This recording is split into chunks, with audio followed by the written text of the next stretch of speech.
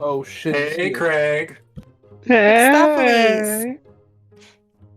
Mephistopheles. No, Craig. Motherfucking Craig! What? Oh. No, what? Oh, I've missed you, Devils. Jason. Asmodeus. Oh, that's who's trapped in the amber Actually, too. it's Asmodeus. Look, I've had this debate, I feel like several times. It's Asmodeus? Asmodeus? Isn't there like an 80s song that can solve this problem for us? Yes, Asmodeus. Asmodeus. Asmodeus, Asmodeus, Asmodeus. Sorry. When you sing it that way, my first frame of reference is Notorious's B.I.G.'s song, but Oh man, that's been a bit since I heard that one. Anyway. We doing a joke? Yeah. Or not today. Oh, okay. Yeah. Yeah, I'm ready. I think the first one, y'all correct me if I'm wrong. I think I did this one pre-correct, so I'll try it again. What do you call a dragon that eats a group of adventurers? What? A party pooper. You gotta love a Then- good poop joke. Yeah, and then the fact of the day. Did you know that alligators can live to be over 100 years old? No, really? Yeah, that's why there's a good chance they'll see you later. hey. I'm done. I'm glad you used that joke because I sent you that TikTok earlier this week. I was hoping you would use it. Oh, welcome back to Jason Cora. Who wants to recap us? There's a lot of information that you guys Jason, do it. got. I would be so impressed. I'm kidding, man. You don't have to. He stayed muted. He's like, I ain't talking. He's eating dinner. All right. Last time on Curse of Strahd, we pick back up with the fight with the Amber Golem, and the party desperately trying to pierce the hide of the Great Golem's ambery outside armored lair as Phil lands the first piercing shot with his dragon bow drawn full. Esmeralda lands some climactic blows on the corrupted Tamata, shattering its amber shell as it crumples to the ground and the fight ends. Val scampers off to investigate while Otis's greater invisibility remains functioning for at least a few more moments, and discovers another room, empty and unlikely containing our quarry Villainous, the former member of the Amber Order that the ghosts of the dining hall sent us to go find and deal with and bring back his amulet. And after, we enter through the misting doors to reveal an auditorium of sorts with a black lectern set in the far back of the hall. And there at the podium stands Villainous, who claims to be trapped within this room and requires the staff of his once former mentor, I'm going to butcher this name, Zenthantar? Sure. Exathantar? I don't know, man. Exathantar, that's right. Yep. I looked up the pronunciation. Exathantar. Yes. Okay, Exathantar. His staff, he needs it to leave. And Villainous refuses to speak anything else about the history of this place, about why he's trapped here, about anything of what the party needs in terms of the things we're seeking or what might be hidden within the rest of the Amber Temple, until we bring said staff to him. And in a, I guess, display of patience and questioning, the party holds off on fighting Villainous until we claim his staff and at least identify it for ourselves and decide what to do going forward. And we realize as we leave the chamber that in order to retrieve Villainous' staff, which he indicates is in the upper northwest balcony inside of some sort of altar room, that we're going to have to get past the ghosts, it seems. And that might mean a fight with the people we promised to deal with Villainous. Oh no, catch-22. So we head over to the western hallway to check it out, and turns out the floor has crumbled out, as we saw previously. from the upper balcony, so you can't quite climb up there very easily. But thanks to Otis's warping magic and Valentine's nimble and dexterous feet, we get Valentine up on the broken balcony, who, with a very, very successful dex save and a very necessarily saved wisdom save, manages to worm his way into the room where he finds Zenthentar's staff, narrowly avoiding the broken floor and this drawing feeling he feels pulling on his mind at every moment he stands in this room. And using a bit of Valentine's own telekinesis, he pulls it off of the altar, and in that same split second, a strange female whisper is heard in the back of his mind, bidding him to use the staff against Villainous, and that he is unworthy of it. Falling back down to the party with a bit of aplomb, thanks to a good acrobatics roll, I think, Valentine hands over the staff to Otis for identification, and we learn that it is, in fact, a staff of cold that was once used by the former, I'm assuming, leader of the Amber Order, but I don't think if we know that or not for Zenthentar. Anyways, the party heads over to Villainous, and we get into a bit of Mexican standoff with him. He demands the staff. We demand a bit of grace and some answers on his part. And he immediately betrays the party and summons his golem in anger while striking out in a spell, and a fight ensues. His shield guardian protecting his flank, while his closet familiar, who, if we all remember, we need to destroy in order to defeat Villainous once and for all, attempts to hide. But thanks to a combination of Irina's Lantern of Revealing, Otis using Otis and oh god, how do I always forget the prince's name? It's not Kavan. Oh, there's too many names in this damn place. Casimir, thank you, Dice. Casimir, if you can. Casimir. All right, Casimima at your willness. Anyways, thanks to Casimir, we successfully not only stop Villainous, but also defeat the shield guardian that was protecting him, and realize that the amulet that the ghost wanted was once the control mechanism that was used by Villainous to control this shield guardian and protect him. And Dice later on told us that, hey, if you guys hadn't have taken him down as fast as he did, and if he didn't roll as poor of initiative as he did, that would have gone pretty differently. So, good work, team. Yay, not getting disintegrated. After that, we bring the amulet to the ghosts, and we learn a couple things. First of all, the password for all those sealed doors that we were dealing with. Or at least for one of the sealed doors. I can't remember if it was for everywhere or just the one to the Master's Chambers, which is actually Zenthentar, as we found out, is Daviton, or Dhaviton. We also learn that Patrina, according to the ghost, has hidden the platinum sword in the western sarcophagus below the Master's Chamber. Important stuff. And they saw that the sarcophagi rippled like water as the sword vanished into it. They also would say that there is another golem guardian outside the Master's Chamber, or inside the Master's Chamber, around that area, that we're probably going to have to deal with. And finally, they tell us that they have not seen the whereabouts of Diona's companions. And after having related the remainder of their secrets with Jice, if I missed any, please feel free to let the party know.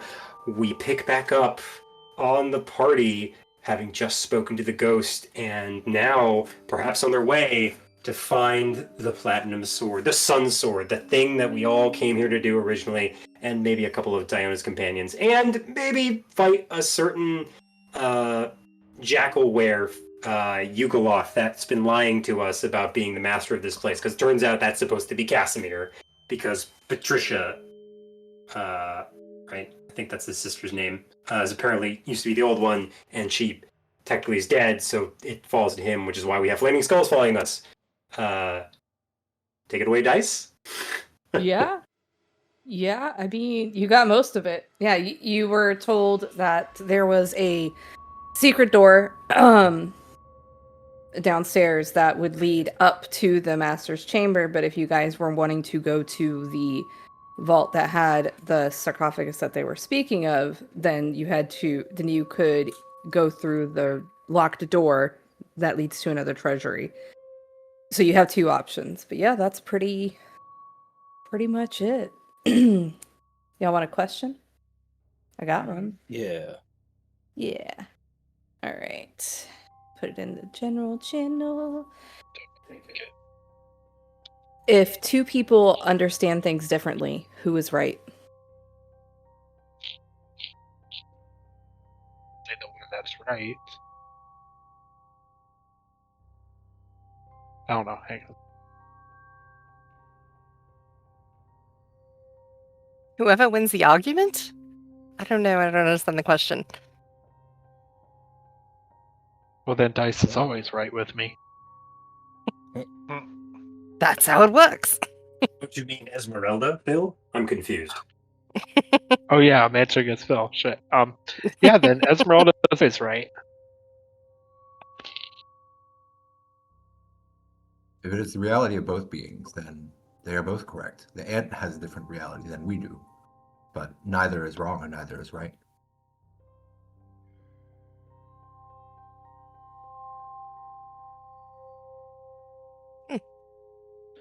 Suppose my hope would be that any argument that would follow from that would not proceed in violence but in discourse, so perhaps they can come up with a new answer.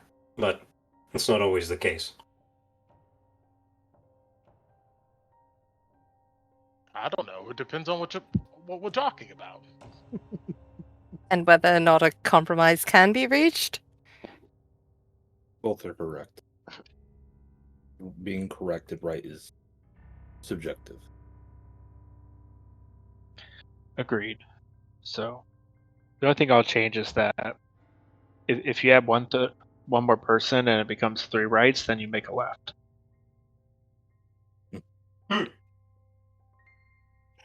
Hmm. Or dumb check. All right. So you guys were up in the banquet hall, and you guys know that both places that you need to go to are downstairs. Are you guys heading straight there, or do you want me to bring you back to the map where you're at the banquet hall? Let's go to the map. Yeah, because we got to talk a little bit if we Let's want talk to try about to seek out Diona's companions, yeah. because there's still the eastern hallway we could explore as well. Correct. Yeah, For but just them. remember, it is 7 p.m. You guys have been at this all day, just as a reminder. But okay, I'll get you guys back here. You guys, once more, you see this banquet hall, and most of the feast and everything that had been on here had disappeared with the ghost, and all you see is sitting left on the table is a plain copper ewer. What are you guys doing? Oh, the food's gone? Yes.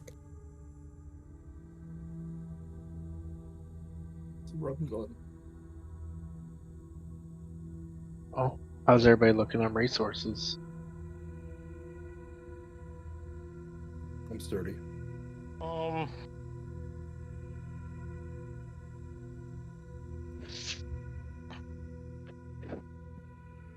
I'm okay for now, but I'm all right. I would say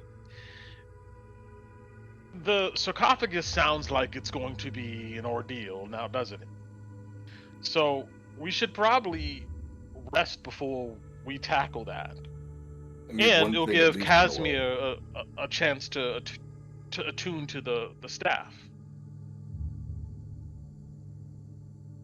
Well, I guess my 2 questions are, do we want to try to dismantle that last golem? Or do we want to save that for tomorrow if we are resting? And then do we want to try to rest in here since we defeated that guy? Or do we want to be outside in the cold?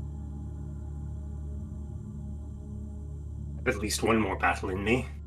I'd say we should, examine the vault I agree. I would very much like to find Iona's companions, but if we can't, then I would very much like to find that sword before we have to go out and face you know who. Mm-hmm. But the sword is in the sarcophagus, and I don't think it's going to be easy to. I have a feeling that's. We want to be rested before we go down there. We can't rest in here, and we can't rest out there. Well, I thought we the could ghost rest in here without We can a rest in fleeting here moment. now, right? oh, Yeah, the Katrina. Well, the ghost said that if we killed the villainous, that haze or whatever that was Yeah. causing the issues would dissipate, and we'd be able Did to, it in dissipate? theory, be able to rest. The mist has dissipated, but that just heavy, choked feeling of like it's still there. You're Oh not shit. sure.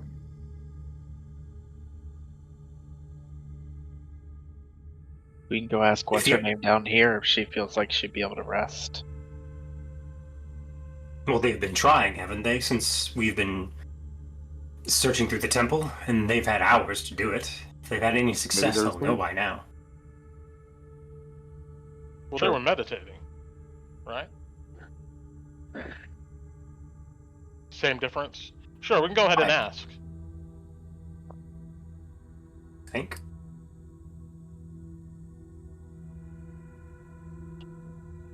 Yeah, you come back into this room that you had found originally coming into the Amber Temple, and you see Diona and her companion sitting there just in deep thought, but Diona looks up at you all kind of curiously. She's been kind of watching your comings and goings. Diona, how are you feeling? Are you alright? Any changes in your meditations? And Amber, as he looks over at Otis to see Have if you like, tried to that's sleep? Right. She I kind of asked. just like she kind of looks at you a little, her brows furrow. She goes, "You can't sleep in here." Well, we came across some other information that may indicate otherwise. So we were just wondering if maybe you felt like you could get some rest. As you can see, some of the mist is dissipated. And she kind of like peeks out the door and sees that, and she goes, nothing feels different. Do you still not feel it?"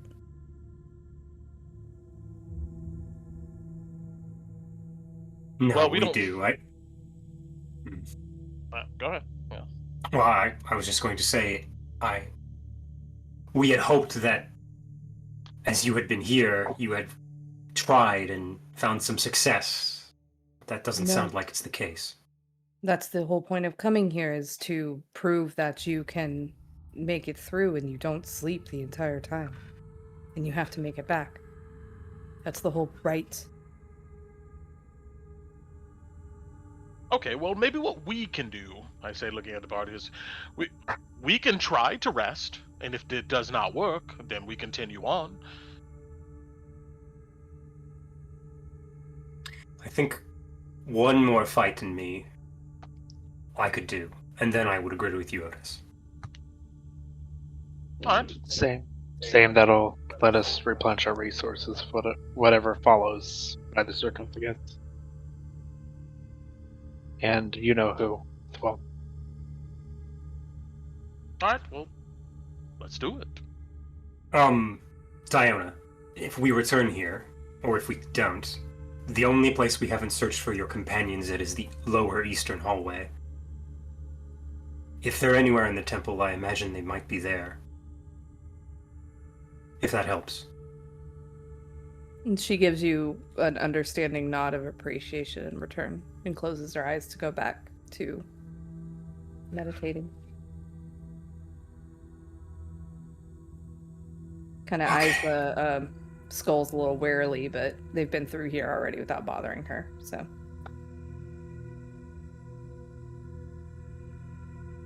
All right. Let's head out, I think.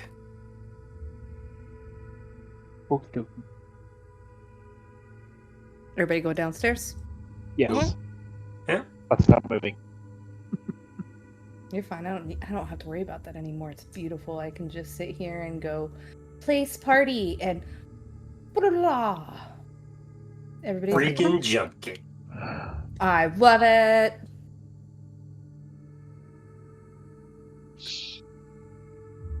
Welcome to the lower level. We missed you. Missed. Wonk wonk. Lol. I know the door to our northeast holds the golem, but would you all mind if we check the eastern hallway? The worst we'll encounter is those spirits, and if they are like the ones that summoned in that room, they should be of little consequence to our fight with the beast. With the colossi. Sure. Otis was trying to check down there earlier, and I kind of stopped him, so. Otis, you still want to venture down there real quick? Oh, let's do it. Sorry, were you asking me anything? The music went back to my phone. No! We were talking about going down the hallway. Yes, let's do I it. got it. Let's go. So you're on the eastern side of the temple. Let me get it pulled up. I was not expecting you guys to go there. Make a way. Curveball. If anybody's here, Part of the temple. Da-da-da-da-da. Do-do-do-do-do. if anybody's here, we're coming. Hello? Hello? You want to find the next one, Otis? Got it. Got it. I thought I liked you. It's not wrong. And as you all are entering once more into this hallway, you see this arch rises to a height of 20 feet, and you once more can see your reflections in the amber glaze. But the images don't mirror your movements. Instead, they're once more waving their arms and screaming silent warnings to you. Do we need to make perception checks? Yeah, can it be Billy's deciphered? gonna. If you're looking closer, you can make a perception check. Yeah. We were warned about that before. People were talking about it. Nope. Oh. Guess I need that.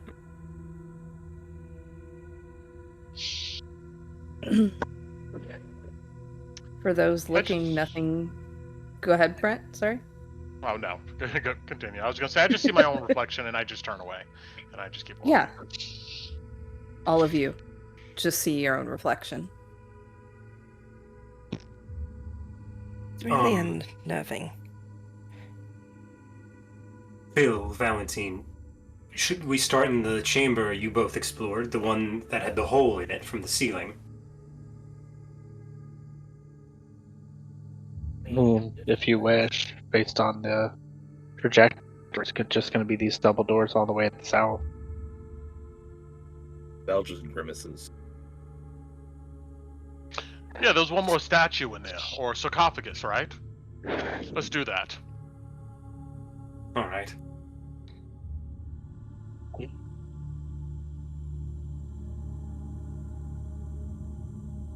Yeah, you guys see the walls and ceilings of this great hall are coated in amber that seems to glisten like fresh honey, and dust covers the black marble floor. And to the north, the hall has collapsed, leaving a wall of rubble. But otherwise, you see what you do here.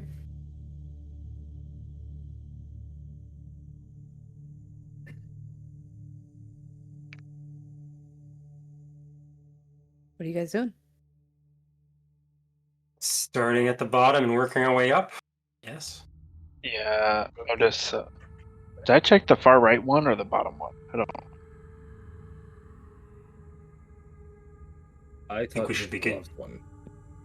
Yeah, you did the left. I think I did the far right. I don't remember. Ambrosi opens the door. Ambrosi can't Oh. open the door. It's locked. It's locked. There's no You- keyhole. You know the drill. You need I'm the gonna touch it. password. These doors. I'm gonna touch it and say, Daviton. Nothing happens. Damn. Like it would have a different password, you imagine. Good. Graviton?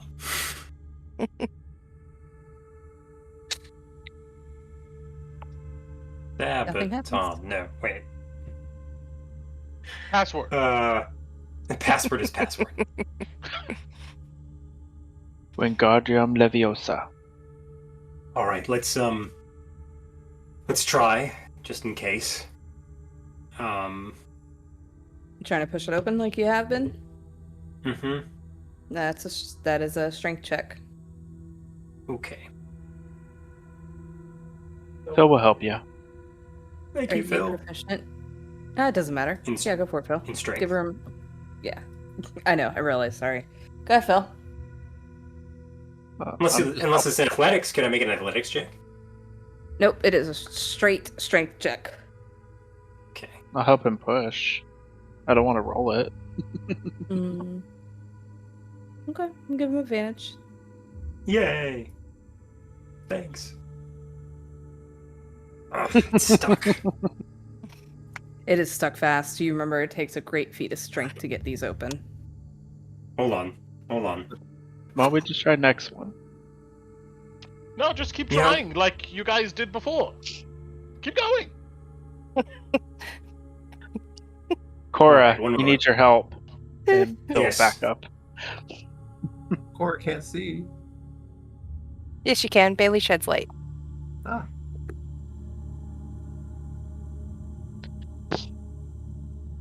Bailey will be watching down here and laughing, giving off light.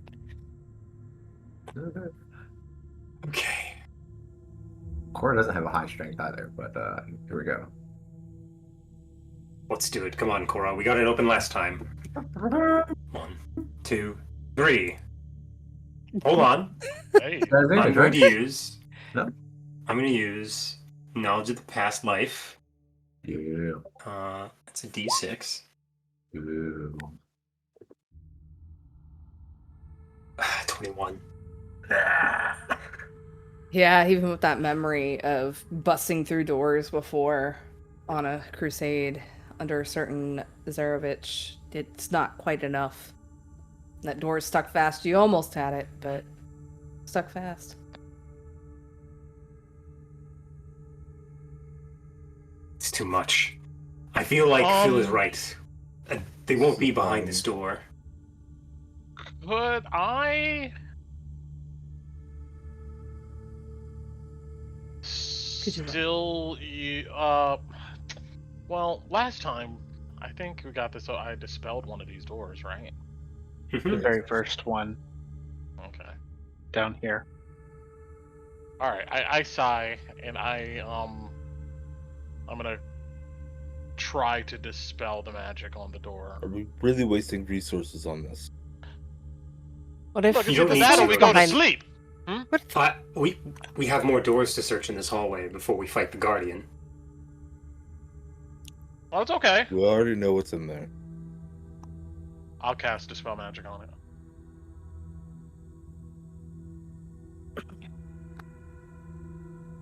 What level? Third level? Yeah.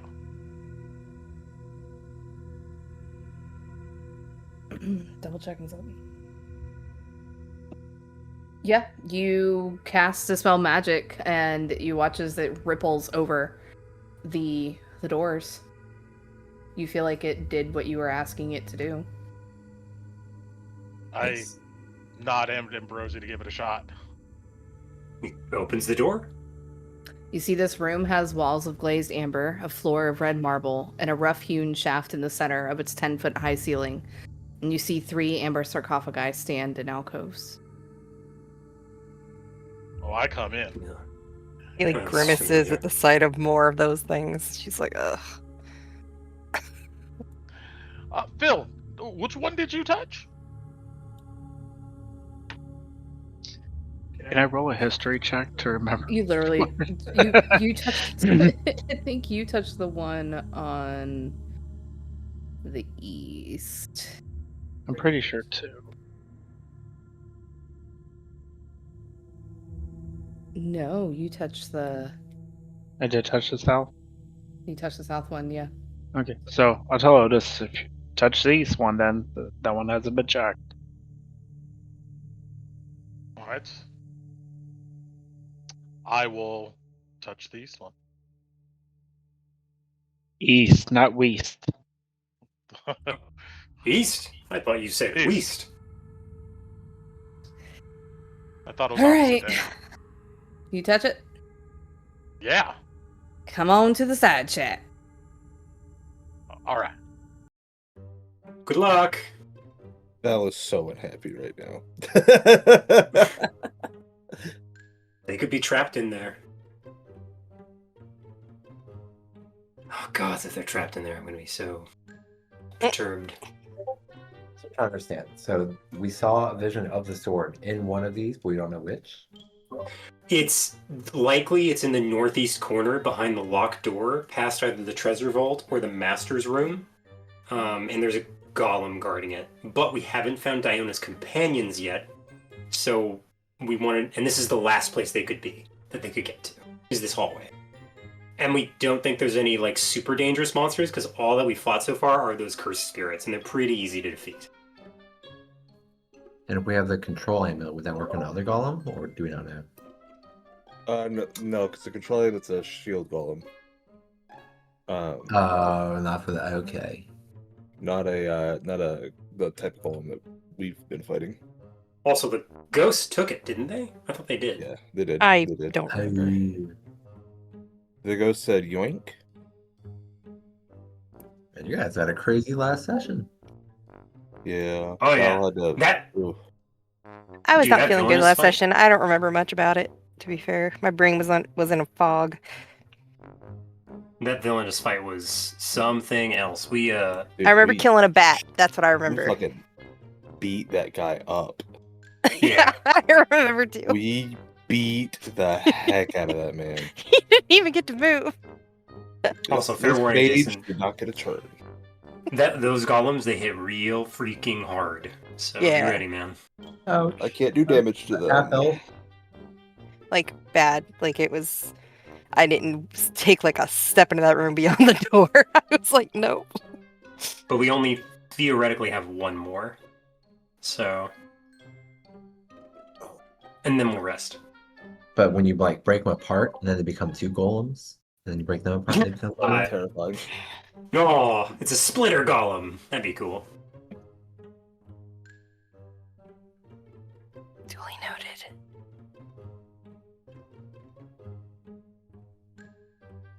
Val had to pick between if he wants to eat a worm, and be able to resurrect his husband or not. He fucking touched one of the coffins.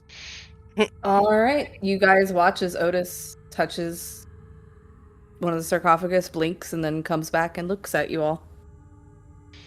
I just look You flash straight satisfied? No.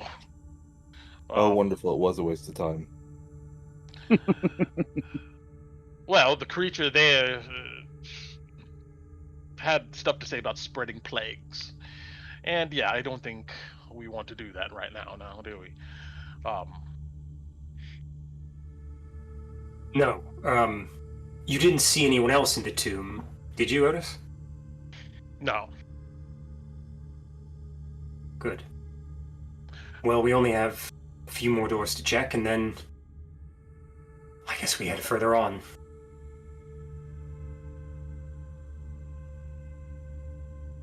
If the spirits summon, we should be ready.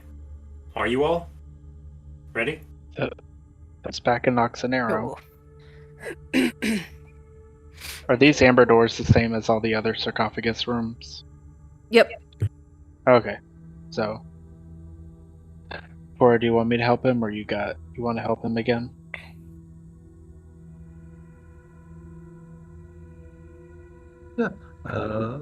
Let's do it.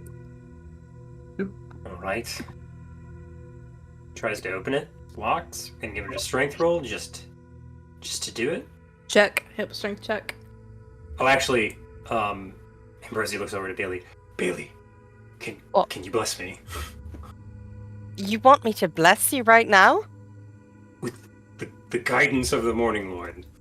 I don't think I can open it without it. Okay. If it doesn't open when you push, then try pulling, and she'll pat him, give him guidance. Perfect. Okay. All right, Cora, ready? Let us do this.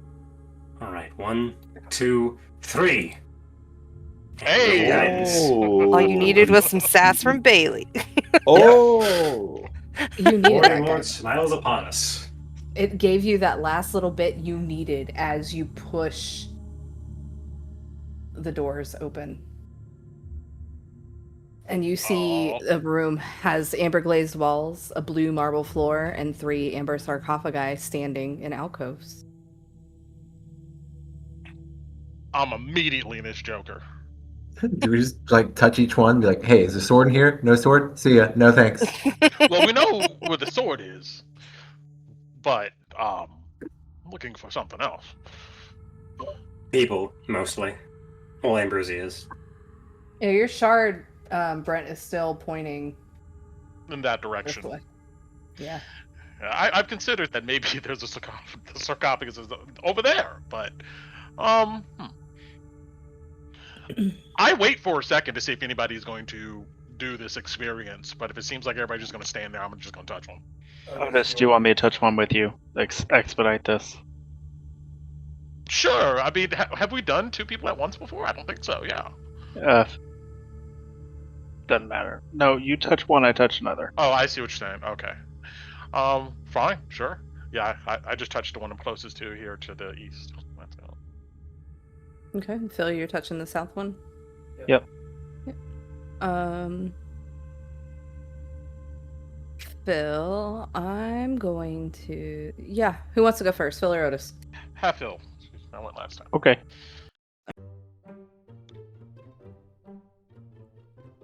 Goodbye. The player in me is curious, but the character would never touch these things for own I free just- will. That's technically Phil doesn't have to hop in another channel now, does he? He could just Yeah, just Wait, mute you himself go and into turn the around. other room. You can just deafen real quick. But it does mess up the recording.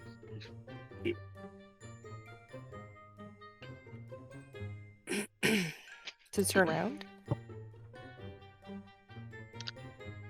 Man. How about, You know what'd be really how about funny? this weather? It'll be really What? funny if in the module you touch one of these and you find yourself in a room with a giant bear that has a bunch of toilet paper rolls. And All right, Brett, you're up. Okay.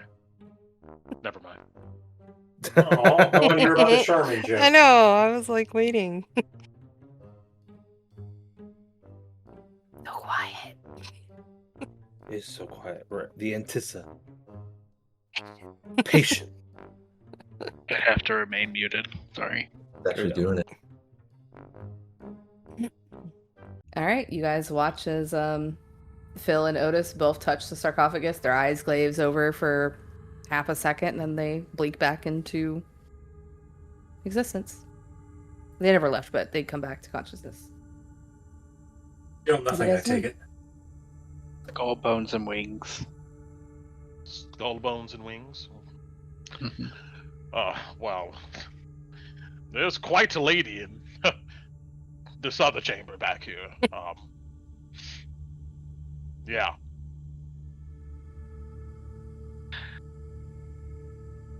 Ready. On to next then.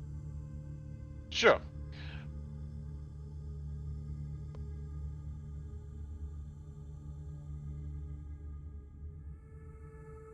Oh. Are you Amen. touching the north one, or are you ready to head to the next room? Okay, yeah, because if everybody's leaving, I touched the north one real quick. Oh, I didn't realize they're okay, never mind. Bailey would not leave. She's gonna stay right there. Okay, come on, Brent. Sorry. Brent's like, I'm Brent's- touching Brent's like a every little fucking kid button. in a candy store. It's like, don't touch this. I'm gonna touch everything. It's like, I'm touching every button. Push the button.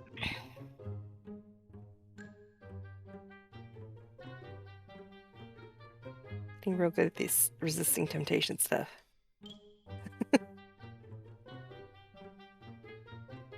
We come out of this. Otis has made like 6 different pacts. Right. They're fighting for custody.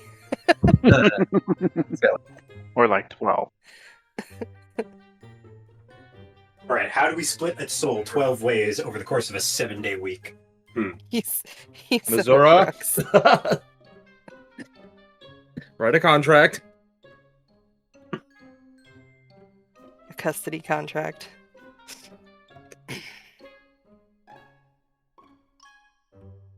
Or like custody. Eh, But I'm. well, at least so far, entering the tombs has done nothing to us, so that's a good thing. That we know of. Yet. Fair enough. Oh no. What? He rolled. He rolled? Uh-oh. All right, you guys watch as Otis touches the northern sarcophagus, blinks, and he's back. Are we sure these entities are evil? I mean, they were entombed by an order of wizards that know much of the multiverse. I'm assuming Otis, it must be here for a reason. And the Paladin order that formerly guarded it were sworn to secrecy, so wizards and paladins working in concert, that sounds pretty definitive. Or that they're protecting something, but you think they're evil? I think that they're dangerous, and that they're here because of some reason. What that is, I don't know. Screw don't that. know the Look at history it. of It looks evil. I mean, the Otis, vibe's did you giving make a deal? evil. I'm just saying. All right. Otis, did you make a deal? No, I did not make a deal. Side check. I am Brucey Trust Otis. What did you encounter? All right. Yeah, I'm pretty transparent here. But you, from what I said, you gleaned that maybe I have some thoughts.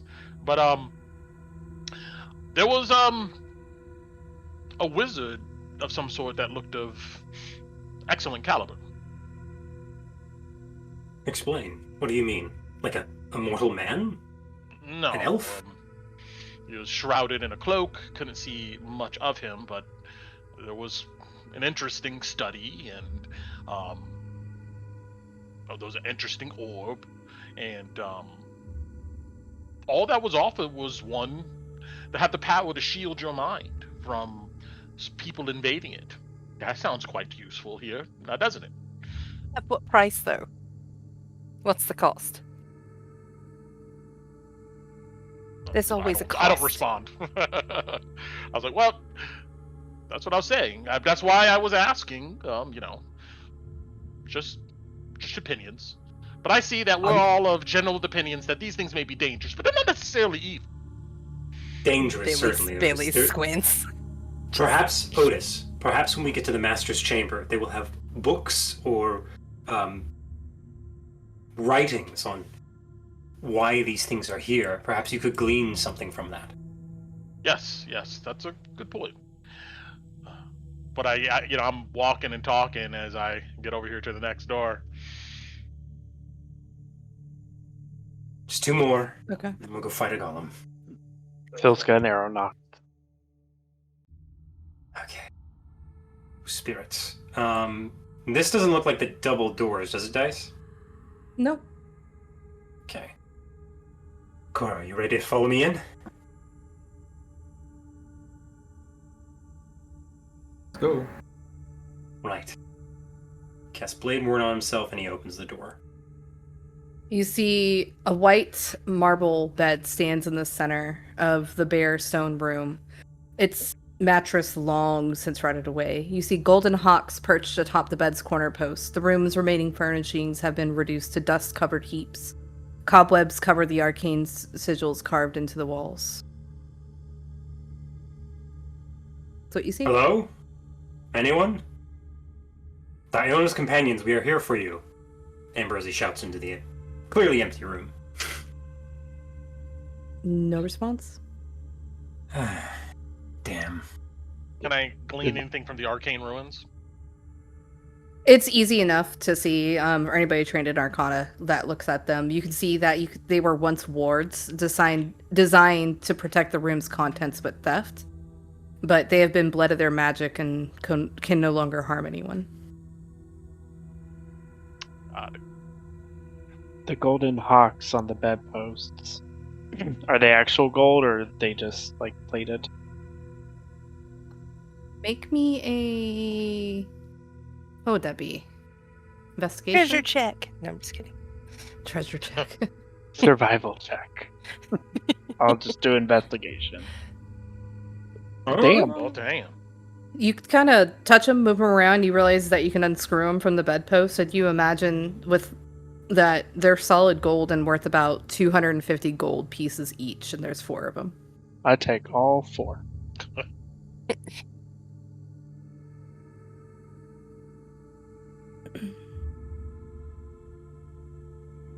That's what you find in there.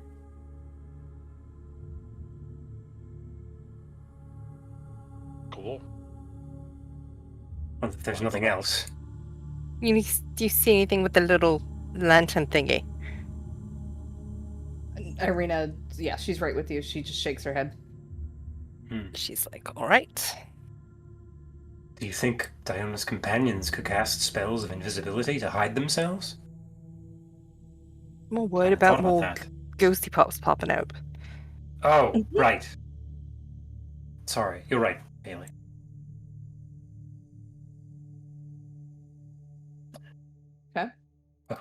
Okay. And again, one last time. Cast Blade Ward. If everybody's set, Ambrosi opens the door. You see that the furnishing of this bare stone room have succumbed to time. And you see cobwebs all around, but it looks like they were freshly broken. Like something disappeared from here. Something rather large.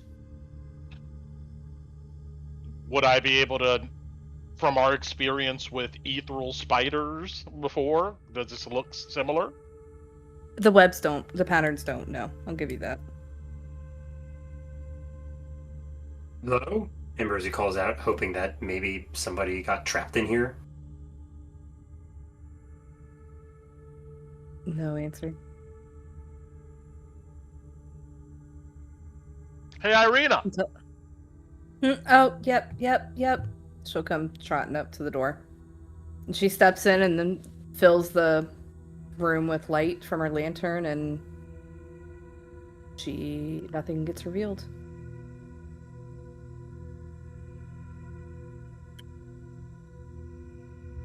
Well, I'll give a general search if that's even necessary, and then if there's nothing of interest, I leave.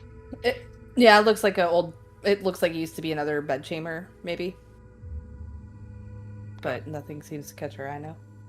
Are we talking like person-sized dice? Like this used to be where somebody was like Construct size? Oh, okay. Oh. This is where the Shield Guardian was, I bet.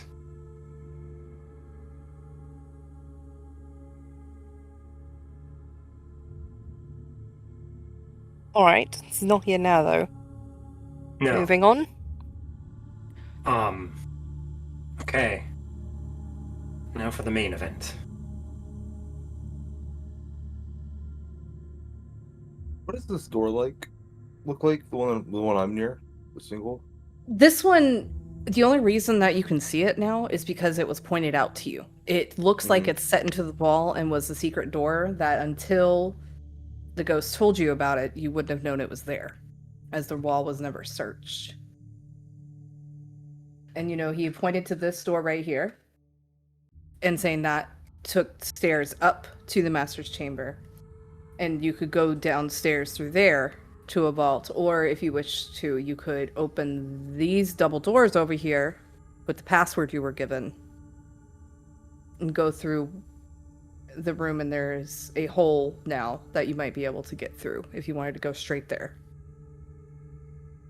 But you also were told that there was a guardian in this room. And you would have been told, and I think I forgot to tell you guys this, you would have been told that that guardian, unless you messed with what it was guarding, or possibly trying to leave out a way that shouldn't be left, it shouldn't activate. And it's not guarding like people, right? The ghost didn't say it because they didn't know about Diana's companions. So Yeah, they didn't say it was guarding people, no.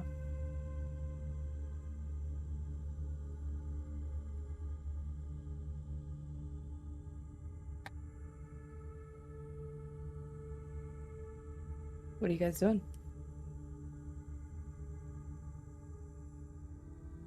I'm waiting on them to open the door.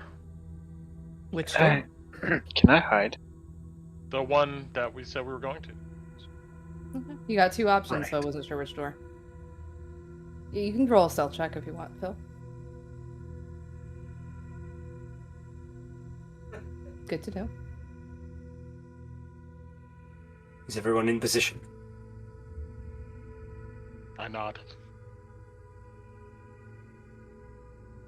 All right, Cora. Remember, it hits hard and hits fast. We want to keep it away from our companions. It has some sort of slowing effect, a field around it.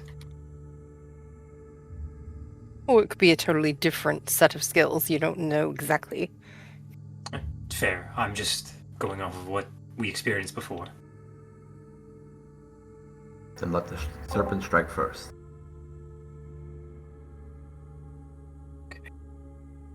Ambrosi puts his hand to the door and says, Davaton. And you hear the sound of heavy clinking as you imagine the doors are unlocked.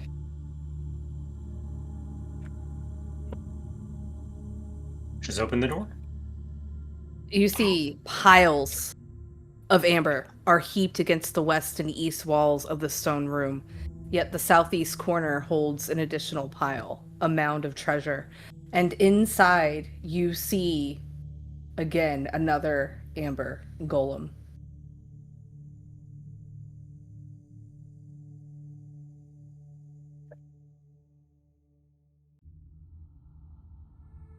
Looking at the pile of treasure, is there anything of particular use to the party? Like magical weapons or armor or stuff like that? You know? Things we could use in our journey. You may have perception. Alright. You see this one is actually, this golem is actually carved in the likeness of a hawk-headed humanoid. And behind it, a crack has formed in the wall. With your 18 perception, you see there's copper, gemstones, silver. You see a rapier, you see trunks, you see a rotten wooden chest, you see some statues, some electrum, a big pile of iron ingots. You see a plethora of holy symbols. Some gods you know, some gods you don't. It seems to be a whole bunch of different ones.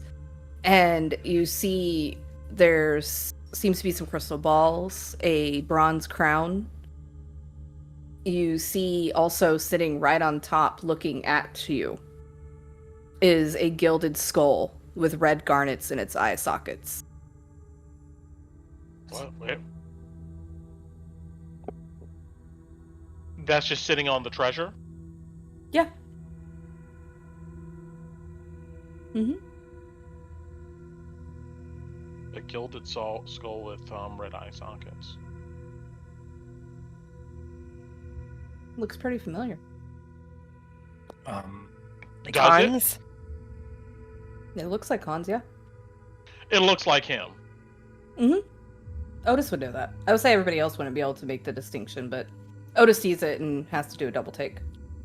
But instead How of the eye far sockets away? being like taken in, it's like got rubies set into its eyes. It's right here on this treasure pile. It's Hans. What? It's just a It's skull. good. What are you talking about? Are you going to destroy this thing? It's just standing there. It hasn't moved since you guys walked in. That's what we came here to do, right? Yeah, sent to see if there was anyone in here. Hello? Ambrosia just call out to the room. Just for the hopes somebody answers him. No answer. It's quiet. Y'all ready to go? I look back at everybody. Are we destroying the skull or the big giant thing or both? The big giant thing. The golem, if we are to take anything from this chamber, I believe must be defeated. But Otis, that's not necessarily true. Perhaps it's here to guard the amber alone. We don't need that, do we? Oh, well, we're here to defeat it. I'll trigger it for you. I will, If he sees you start to cast a spell, he's going to cast Blade Word on himself. I start to cast Mage Hand as, is it like right here? Yeah. Can you see him? Okay. Yeah. Okay.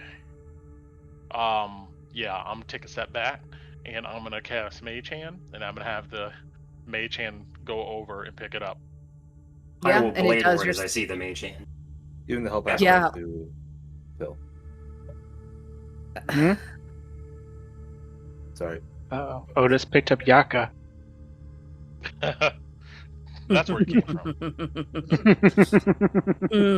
Yeah, your mage hand goes out and it goes to pick it up, and the minute it does, you hear the crunching as this golem in front of you guys goes to go. Well, go ahead and roll initiative. Okay. Did I get my help action off on Phil before initiative? Yeah, I would say that's fine. Okay. I don't know what you're helping him with. Aiming his arrow. Yeah, that checks. Okay. Oh my god. Like steadying his hand with my telekinesis. Aura. Beautiful! Let's get after it.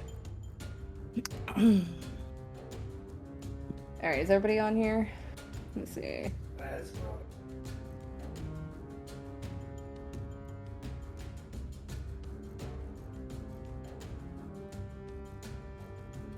I think I need to add her to the initiative. I don't think hers went through. Yeah, I can't hear you because you're not talking through your mic. Alright. You guys should be able to fill out our initiative. Yeah, it overrode mine, so give me a second. Okay, no problem. Still roll 1018. Get the That's right. initiative of 2. initiative in the world. It's a 2. I shall know my initiative and despair. Again, I'm gonna have all the flame skulls go and Petra goes just to make it easier on me. Okay. But yeah, you guys watch as this thing just suddenly starts moving and you can tell it's coming to you. Cora, you're up, man. Alright, let's find out what elements are not going to work on this thing. Heck yeah, let's do it.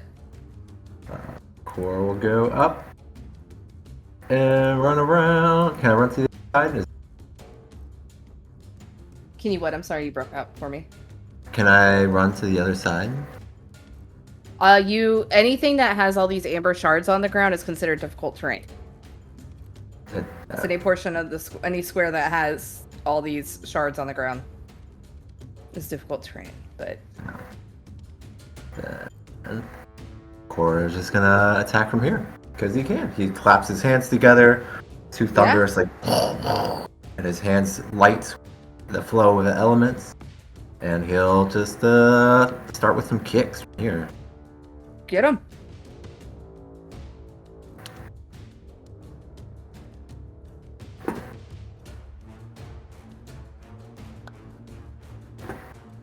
You're not at advantage though, right? No. Okay, yeah, you go in your first kick, you feel yourself make impact against this thing, but it's not quite enough to hit it, to do damage, and 19 misses. Damn. Alright. Well, he'll go for a second one. Nope. Yeah, it's same thing. Just can't seem to crack through this amber. Bonus action. Let's flank it. There you go! Hey. There you go. And your hits are considered magical, correct? I mean, I have to choose, so I'm gonna force damage. 'Cause I don't trust the elements anymore.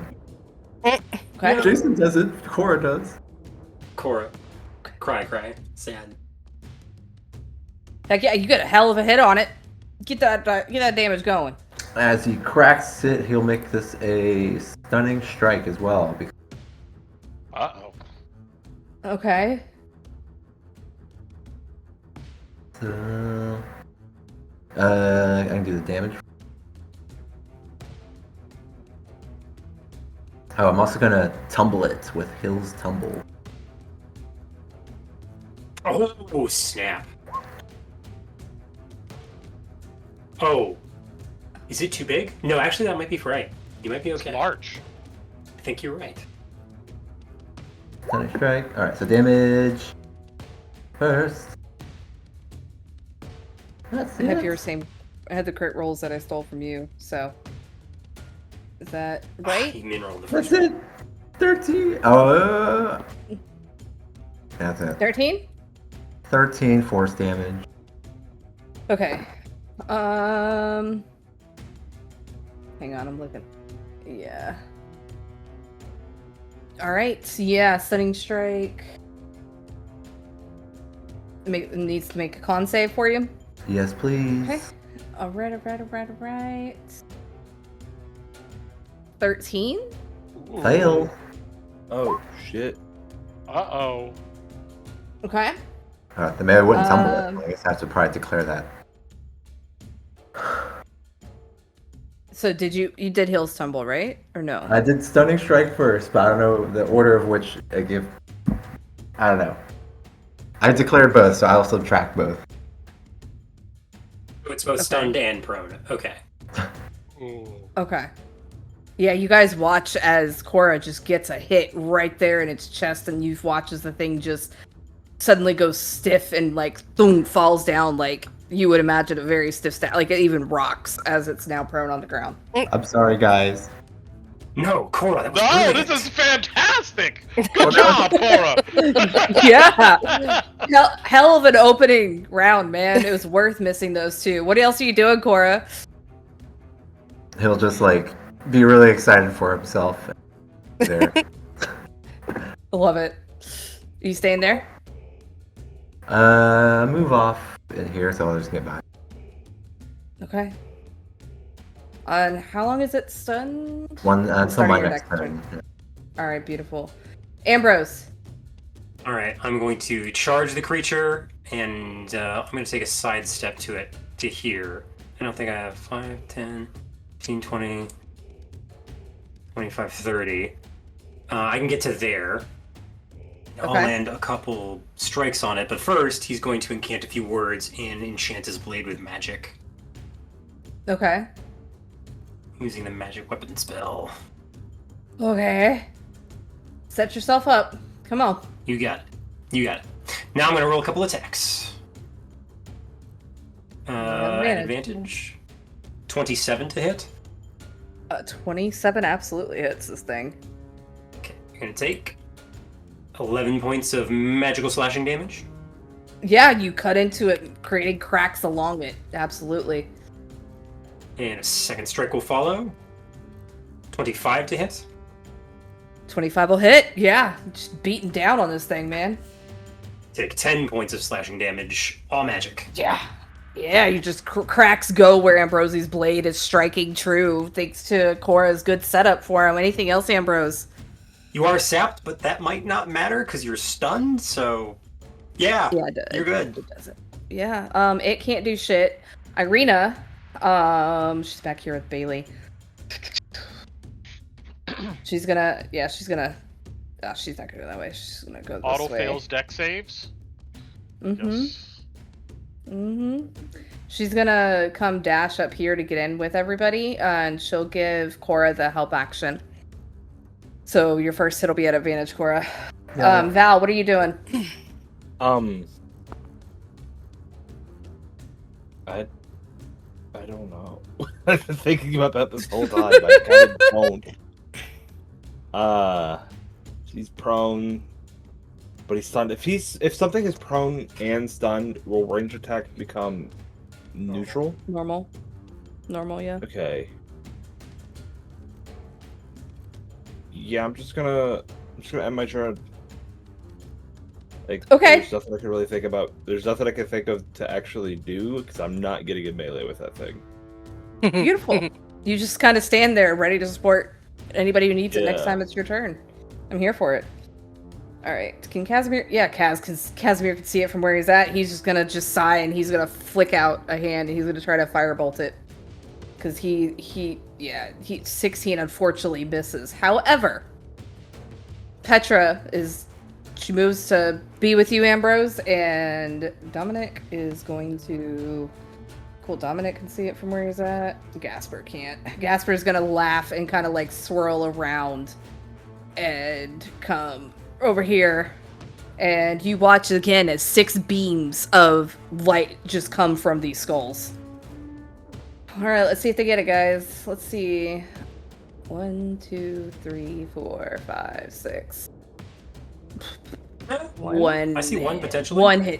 One hits. Yeah. 7 fire damage. Damn, they missed last time. Man, you guys just watch. It gets hot, but some of them bounce off. There's amber just blocking it. Esmeralda, what are you doing? Okay. Since I can't do the voice, Esmeralda is going to.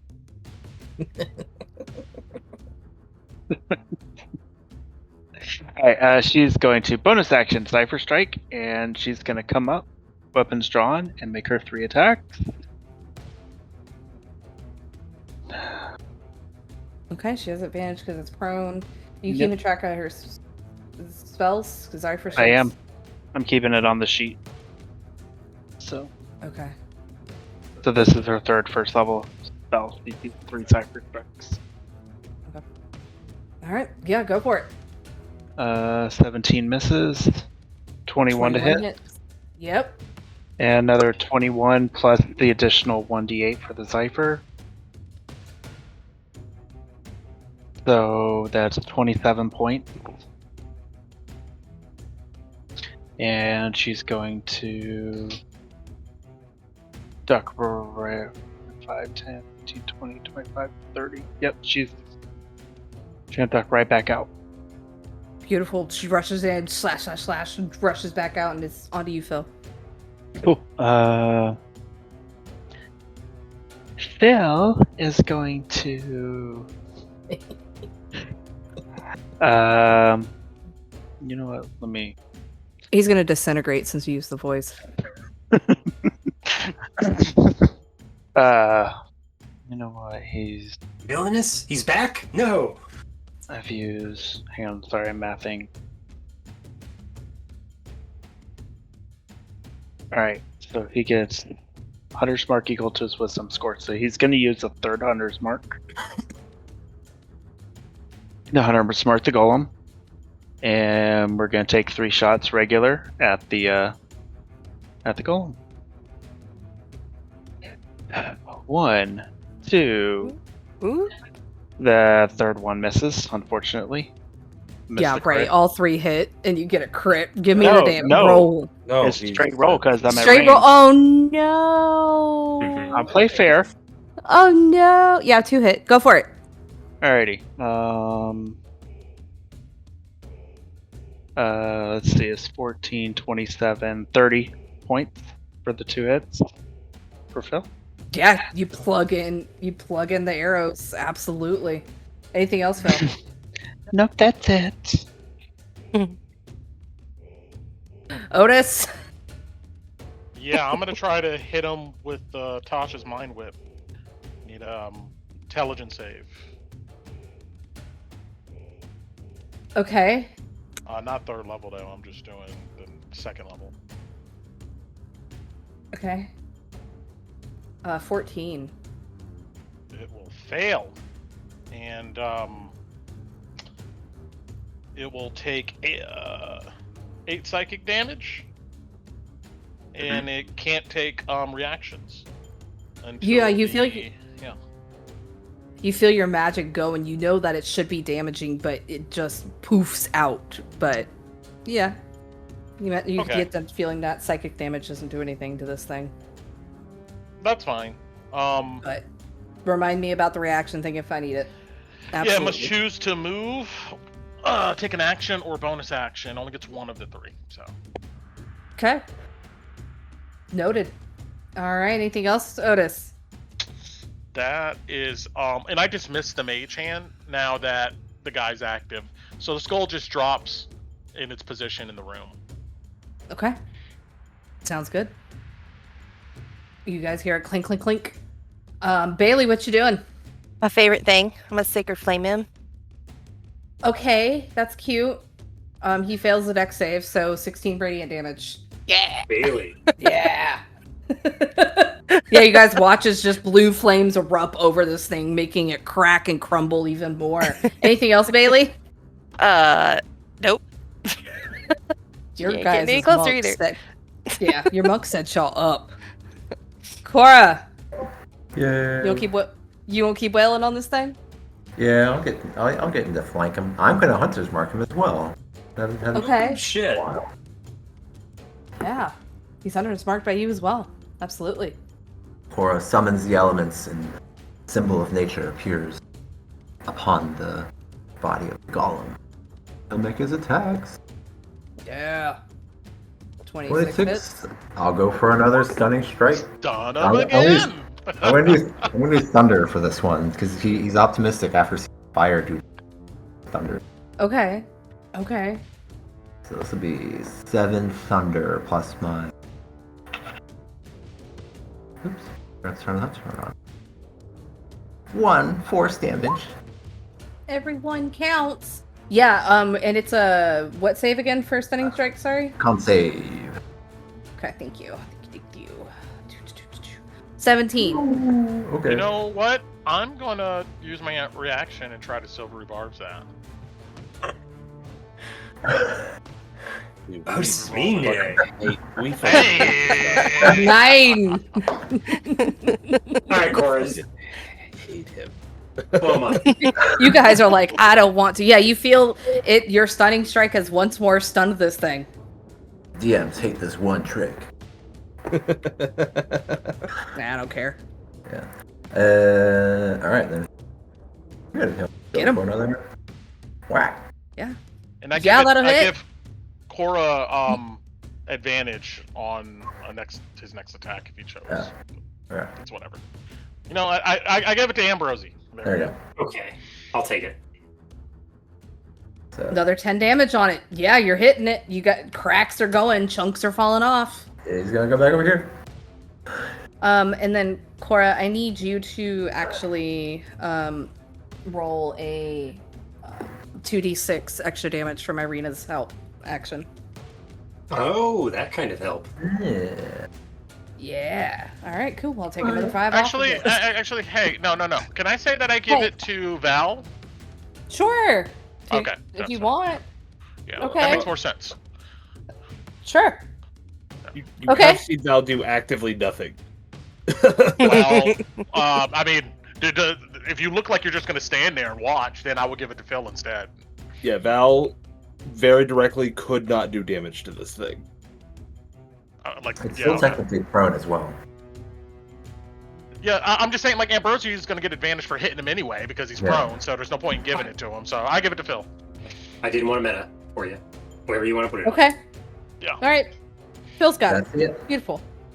Beautiful round again, Cora. You've got this thing still stunned. Ambrose, this thing's just sitting here still wobbling from all the hits that it's getting. All right. Well, let's go fishing, shall we? First strike. It's looking bloodied, but not bloodied. You know what I mean. 18. Unfortunately- That misses, yeah. As it's wobbling from all the hits, it can't tell which way it's gonna go, and you strike the ground. He chastises himself in his head, but then he comes back around for a second blow. 26 to There you hit. Yeah, that'll hit. And no, I'm gonna wait. I don't think it's close to. It's not bloody yet, is it? It's bloodied, yeah. Oh, it's it is. very Oh, then cracked. It's cracked. I'm gonna smite you then.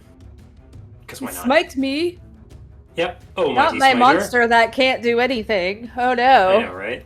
It's so terrible. Divine It's okay. smite. I will get y'all No. back. Don't worry. Ignore the 1d8 on the right. Oh, that's only 5. So 5 plus 15, 20 points of damage, 5 points of radiant. Beautiful. Yeah, more cracks and crumbles. It's still up. It's still rolling, I guess. Anything else? No, I'm done. It does nothing. Irina is going to. She knows she can't do shit. No, you've got a magic weapon. Yeah. She does the moon touch rapier. You're right. You do.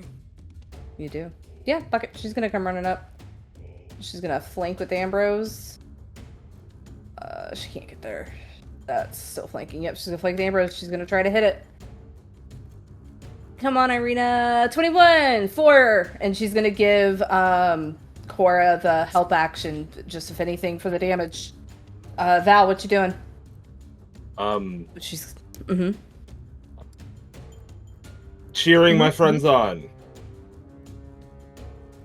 About all I got. Okay. Okay. I will prepare an action to dash at the... I can't prepare a dash action, can I? Yeah, you can. I'll prepare an action to dash at anybody that looks gets hit really hard. Beautiful. You're ready. You're ready. All right. Casimir is going to flick another firebolt at it. It's a straight roll because it's incapacitated, but it's prone. So he's gonna try. It doesn't hit. And then we've got 6 flames. They all kind of, at the same time as Casimir's firebolt goes, they all just instantly start doing it. And you hear Petra's just this whole time. Ambrose, Petra's just been, yes, Pet, you're so strong. Move those muscles for me. And you got 6 fire rays coming. 2, 3, 4, 5, 6. All right, we actually got some hits here. It's a little bit better. Excuse, bless you. 12. 12. Thank you. Thank you. Yeah, and fire rays go, creating more cracks. Esmeralda. Don't fix it. Except this time she is not going to cast a spell. She's going to do her 3 attacks. So, 1.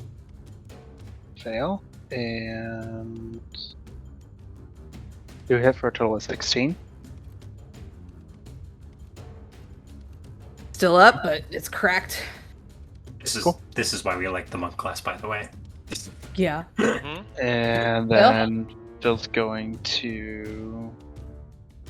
So, since Otis gave me the advantage from silvery barbs, that's 2 advantage and a disadvantage for range. So, do I still have advantage on the shot? No, they just cancel each other out. It doesn't stack. You just have regular hit. Okay. Well, then here we go. 1. 1 to hit. For a total of 13. Yeah. You hit it. More cracks go. Anything else, Phil? Nope. All right. Otis. Yeah, that advantage you have, it lasts a minute. You can apply it to an ability check, a saving throw, or attack roll, so Gotcha. just in case. Okay. Yeah, since it's on the ground, I'm just gonna take the easy damage and acid splash it. It's an auto fail on the deck save, so it's gonna take 12 Nice. points of acid. Jesus, incredible. God, you guys are fucking this thing up. All right, yeah. You watch as the acid seeps in, and you hear more cracks as it's almost becoming hollow. Anything else, Otis? That's it. Bailey. I'm gonna do my favorite thing again. Sacred Flame. Sacred Flare! 15. For 50. Yeah, this thing's looking super rough. Anything else, Bailey? No. Beautiful. Cora. You gonna do it? You gonna get it? You gonna try? Let's do it. He cracks his knuckles, like puts his fingers, like weaves his fingers together, cracks them out, winds them up, and he'll get closer to make sure he has advantage. I guess Prone, that, so yeah. yeah. Advantage. Hyper advantage. Super advantage. Hyper advantage. Well, I mean, if he's punching from 15 feet. It's true. Last punch. Maybe this one? Maybe no. the third one? Oh No! no! Oh my No! You're punching it and the cracks are there and it just crumbles. You're not finding the last little bit of whatever's keeping this thing together. That's okay. It's no longer stunned. Go right? with him, Rosie. It's no longer stunned at the end of your turn, right? That's correct. Yeah, yeah. All right, beautiful. All right, Ambrose. You see it start cracking and cricking like it's gonna try to do something. What are you gonna do? I'm gonna try to end this before it can begin. Hopefully. That's why we First still played it attack. out. Yeah. 20 to hit. 20 hits on the nose. That's what you needed. 14 points of damage for the first strike. How do you do this, Ambrose? Seeing it rise, Ambrosi goes for the chest slash, and it cracks through the creature's upper pec and breaks into two large stony chunks on the floor as it lays resting upon its once gloriously guarded vault. Still. Exactly. And you guys all watch as it just crumbles to add more shards to the ground.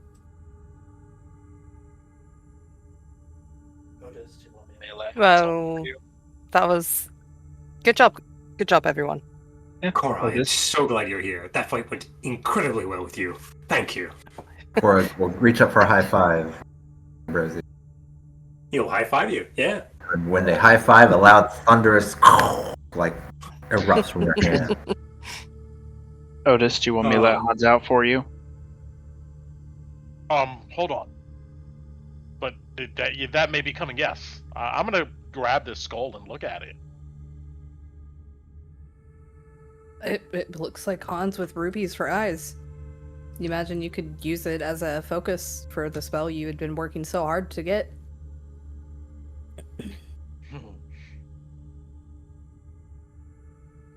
I put it in the place of where I used to keep Hans.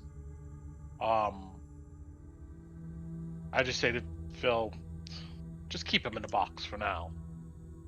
Will you let me know when you want him? I nod. But we see this like hole or something over here, right? You see what you see on the map. Absolutely. Yeah. I just figured you want to look at the treasure to see if there's anything No. that we could use. After I pick up the skull, I'm watching my amber shard, and I'm moving towards this hole. I guess then, did I see anything else, Dice, that's not gold in that pile other than the skull? Can I help him look? Yeah, I would say with Phil looking over it as well. The biggest thing would maybe be that rapier. You see a rapier with a pink glass hilt. That's the only weapon that you see. Oh. Well, this is likely enchanted. Wouldn't you say, Phil? I look it over. Not trained in Arcana. And, like, Do you I kind don't of know. pull it out? Do you pull it out of the... Ambrosi Yeah. would, for Phil to look at as well. It's very obviously silvered. Well, hang on. I hand it over to Val. Hey, would you be able to use this? He kind of takes it, and I can try. Never used one before.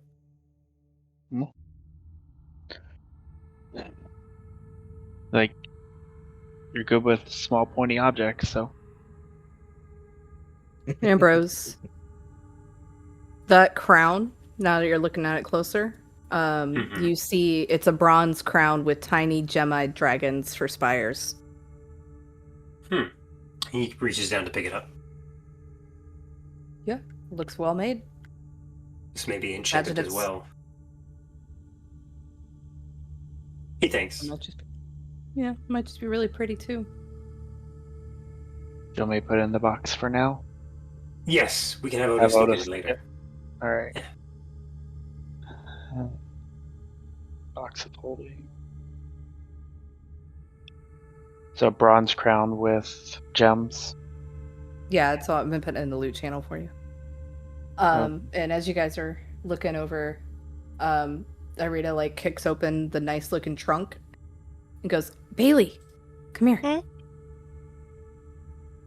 She's like stepping carefully over shards and stuff. Like, I don't like this. What? And she points at it, and the trunk that she kicked open, you can see it's just got beautiful silk inside of it. I think there's dresses in here. Bailey immediately loses all semblance of like, oh, I don't like this place, to be like, I'm gonna rummage in here. Just squats down immediately. Yeah, you easily see that there's 6 fine dresses and gowns that are worth about 25 gold each. You can make them look however you wish. Yeah. Bailey's just like, I'm just gonna take these with me. Just starts putting them in her bag. Anybody else looking at the pile of treasure before we move on with Otis going forward? Val's just following Otis. Okay. I mean, if I don't find anything else outside of gold and silver, which are An electrum and copper. I gave some. Let's see. I gave some of this stuff to what's his name, so yeah, we're fine on gold.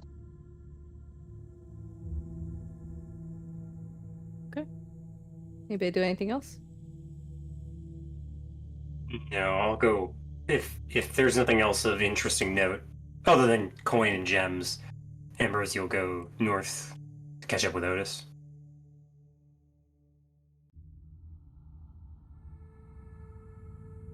I'm gonna give you control of Petra real quick, so that way you can move her for me, because it's getting annoying. Sure. If that's okay, Ambrose. Thank you.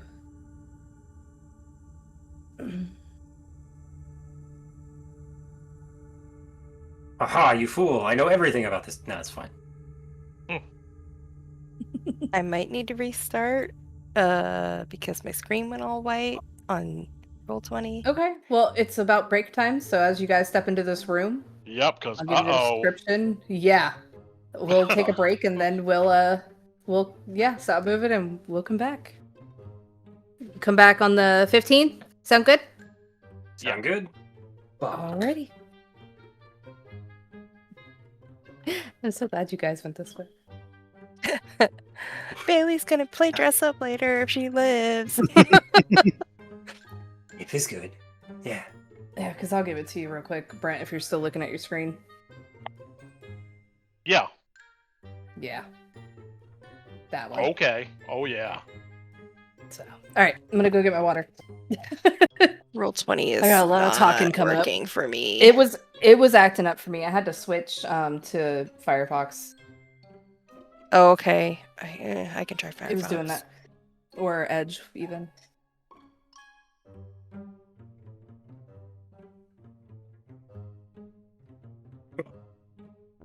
Perfect me. Oh dear.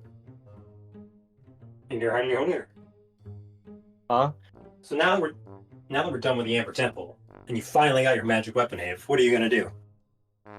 Use my daggers. Fair enough. Because I can't. I mean, I'll probably use either one. It doesn't really matter. I don't know. The psychic damage is kind of cool. 'Cause I had a silver dagger, but I was told that it wouldn't work. So until I can like confirm that it's a magic weapon, I'm not hype yet. Gotta make sure it does work.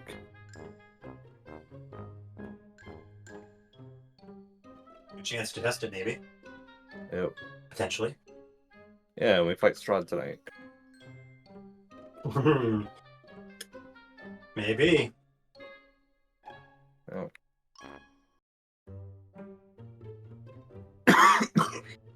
I'm excited to find out what Strahd did to everybody.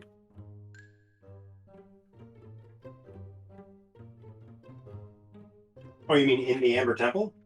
No. I mean in Barovia. Oh, you think we're gonna get a lore dump? No, I think he's going to show us how fucking fucked we are. It does sound pretty fucked. He's gonna be like, hey, Velaki is gone. I murdered everybody in there. Bye. This is what you get for not fucking letting me suck your blood. Sounds about right. Also, I'm Isaac's scared. running around. I don't That's want all. to deal with the repercussions of not upholding our side of the bargain. Yeah. I Well, am very nervous that technic- Valaki's fucked. no. But technically, we did. He said he would come to us every night, and he didn't. Yeah, I'm sure that's how he'll see it. Well, he is the man. He is the vampire of his word. So Yeah. I don't know. I'm anxious that he somehow got in the church and got Isaac's body. And I think that'll not be good. 'Cause then we won't be able to trust anybody.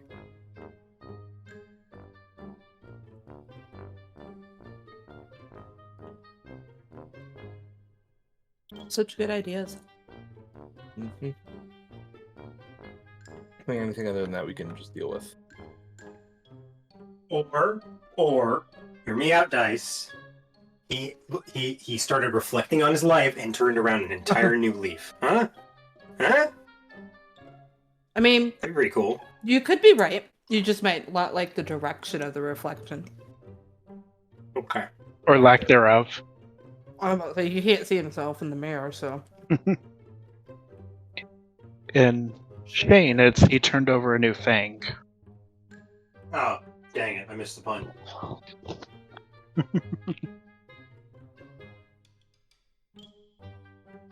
I've been back just muted because my microphone on my laptop. Okay. Okay. I think Brent. I'm here. My part's here. Alright. Y'all ready? No. Yeah. I'm so excited because as you come through this fissure that had obviously broken that shouldn't be here, you walk into this room and you see a golden marble staircase with black marble railing hugs the north wall as it spirals gently up a 30-foot wide shaft. And you also see that these walls, you guys are used to these amber walls around you, but see that these are sculpted to look like tentacles that entwine around marble bas reliefs of kings, queens, pharaohs, sultans, attended by a myriad of slaves. To the west, south, and east contain alcoves. Each standing in each alcove is a tall, rough block of amber. And you come out through the two wide cracks in the south wall, and you kind of see what you see. And Otis, your shard is pointing at the south one. What are you guys doing as you walk into this room? I say, there you are. I step up to it. Are you ready? There's no telling what what might be in there, Otis. I don't even respond. I just touch it. You just touch it. Bailey, do you step in the room? Not when you ask it like that. No. I mean, she's looking around a little bit, but she's not getting close to where Otis is. She'll be right Yeah. here. You notice, you feel your medallion warm and tug you towards the western sarcophagus. Oh. But we'll go ahead and get to Otis real quick. Y'all can see. All right, come on, Otis. All right. Bailey, you gotta touch it. Oh, found if your it's if reason. it's tied to my medallion, she'll probably touch it. Yes. She found her reason. Finally going to touch. Like probably one of the only things that could potentially get her to touch something. God, I wish Isaac were here to be like, I thought we weren't touching fakes. If the Morning Lord tells me to touch something, I'm gonna touch it.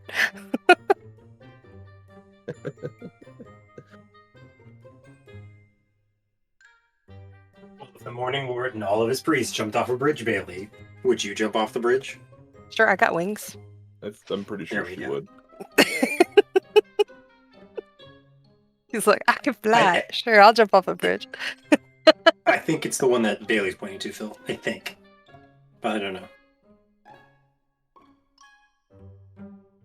We might just be going for it. Maybe there's no more fights. Maybe this is it. Maybe this is the end of the game. Maybe Otis is our final boss. Oh, I'm so nervous about that. Like, actually. I've been talking to Creed about it since before we got into the Amber Temple. I'm like, I'm so worried that we're gonna have to kill Otis. Because I think Otis is so fucking cool. He is. He's a great character. You'll be able to talk about it in a little bit, maybe. Potentially. Or maybe not, I don't know. We'll tell his story. I don't like all these dice rolls.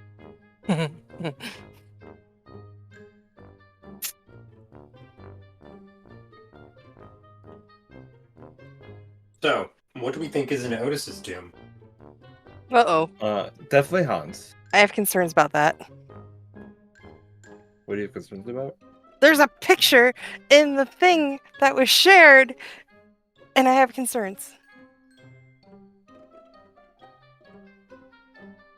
He looks like a stand-up guy. Wait, where's the picture? Why is it It's in Oh, there we it's go. in Oh, Roll 20. hi Orcus.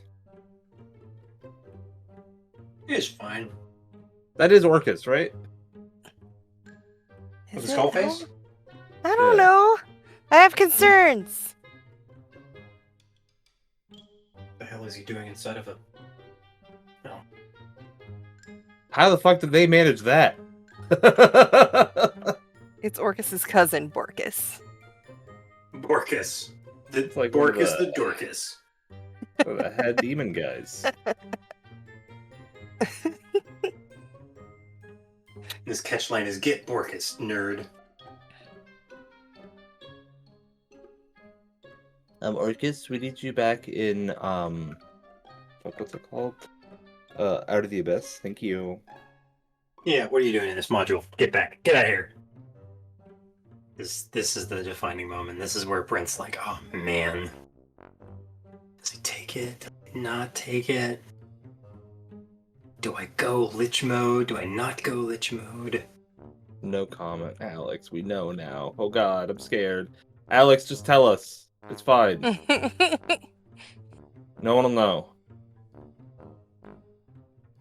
How will And they know? then Otis spoke to the Demon Lord and asked if he could find out the secrets of eternal life. Dun, dun, dun. I want a refund. Wish I had kept my level 2 spell slot to cast Zone of Truth on Otis now. Well, we got a human lie detector. Don't worry. Wait, Bailey? Maybe. No, not me. I got a +8. Okay. And I have inspiration. We got this. And I have knack. Got this. Remember, Bailey's the one, she's got the +5 on persuasion. I think it's funny when she was back when she was a warlock and she had a like +7 on her persuasion and you guys didn't know and you guys never let her like actually talk to anyone. then she rolled one finally and you guys were like, "What?" And I was like, "Well, I like talking more as Tulak when he didn't have any charisma. That was fun. I missed Yeah. Tulak." I He was like fun. talking with low charisma too. It's very fun. I miss Zare. I miss Tulak. I liked Isaac. Bailey doesn't miss him though. I miss the fuck out of it. Dude, I Isaac miss was a Zare cool too. character though. I Like literally Isaac. talked about what happened with Zare today with Dice. Yeah. I was like, so much that has happened has informed the character I'm playing right now. Yeah. Dude, I'm not excited to fight Zare. Ugh. I do not want to fight Zare. I'm just hoping Otis makes the right choice. Oh, Brent, why? Why is it taking so long? Yeah, it's taking a while. His level goes up the longer he's in there. I mean, but Otis is still in Oh. the box, right? Yeah. Or Hans. is- Yeah, so he's almost out of spell slots. So maybe he'll We use got some him to waste a takedown. 3rd level slot on Dispel Magic. Oh no. He probably has a couple silvery barbs in him. Mm. He does have invisibility on his spell list. I know that. We can see That invisibility. might It's not fine. matter. Yeah, that might not matter. Oh man. I don't like how long this is taking. I'm Oh, I scared. love it. The anticipation is lovely. I don't want to have to fight Otis. He's had such good character growth. He has, yeah.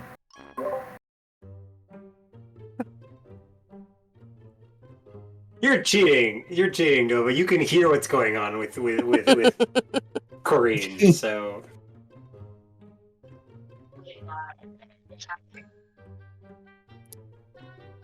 no, you're right. You're a good call to mute, man. I started hearing her immediately. Turn your input up. Turn your input. Wait, I was listening to that.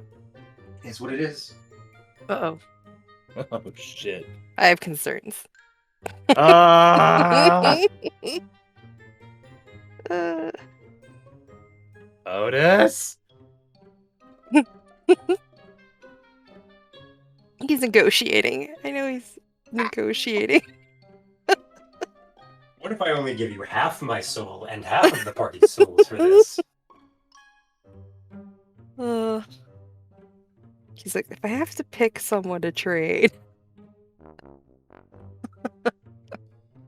Who? No, it's either all of them or nothing. Holy Val. Yeah, like Phil was saying, if this is Strahd's party room, remember what he had to promise to become an Eternal Dark Lord and Vampire's super bad guy? He gave away the whole freaking kingdom. It's not his to give. Dark Lords don't care.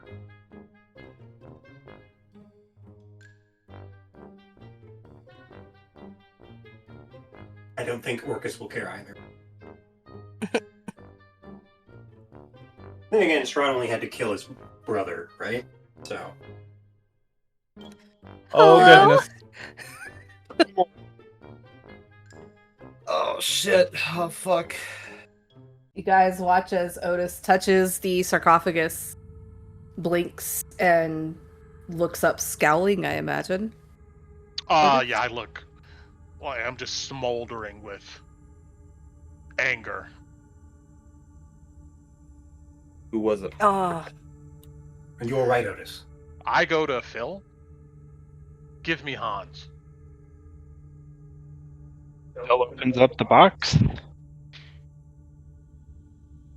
I'll holds take out his the hands, skull. and Yeah. says Hans, and has Hans just pop out right to Otis. Mm-hmm. And Hans comes zooming out. I'm gonna try to destroy it. Oh shit, I was ready then. You're gonna try to destroy it? Oh yeah. All right, let's go ahead and roll initiative, guys. Does everybody snap. participate? Yeah.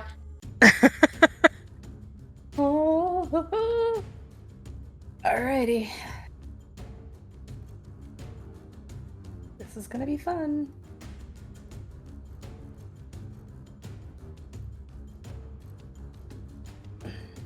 Who needs to sleep? I'm gonna say What's going on?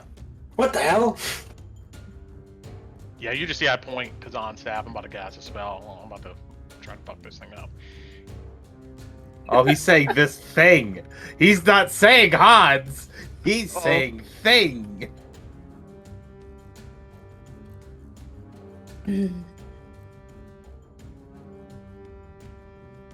I take it negotiations did not go well then. Oh, I got a little. Did I I roll my shit? don't know, did you? Okay. I did. Okay. Is everybody on there? Sorry, looked something else up. Mm-hmm. Phil and Ez are clear. Okay. Alright.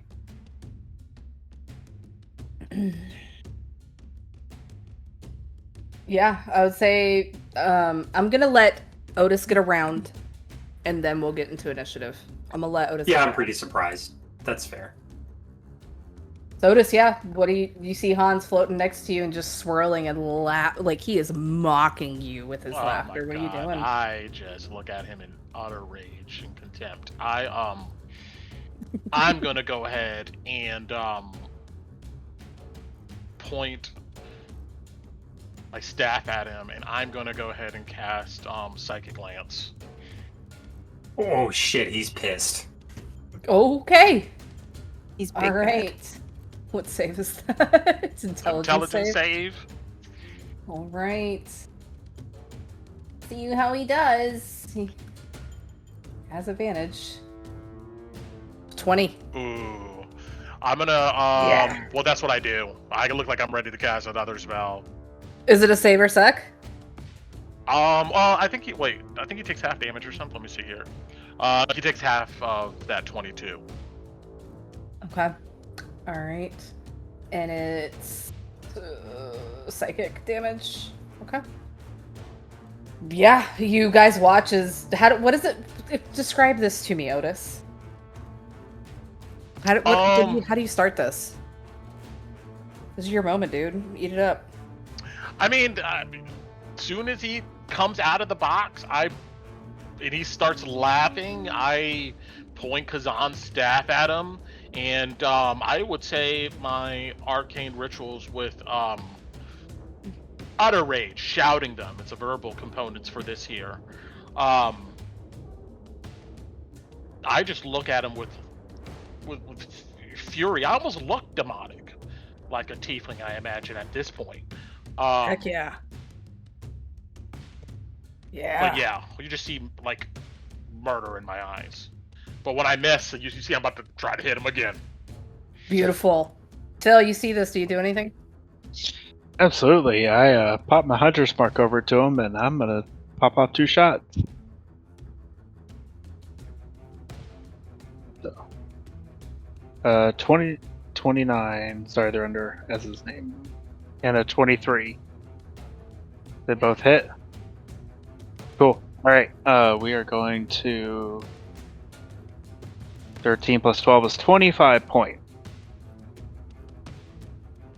Yeah. You shoot him and you see one takes off a chip of skull, one just sticks right into the eye, and he's just sitting there laughing, looking at Otis. Move a few feet away. This guy's got some shit. I'm gonna move further away. And yeah, that's it for Phil. You watch as Otis just spins and laughs at you.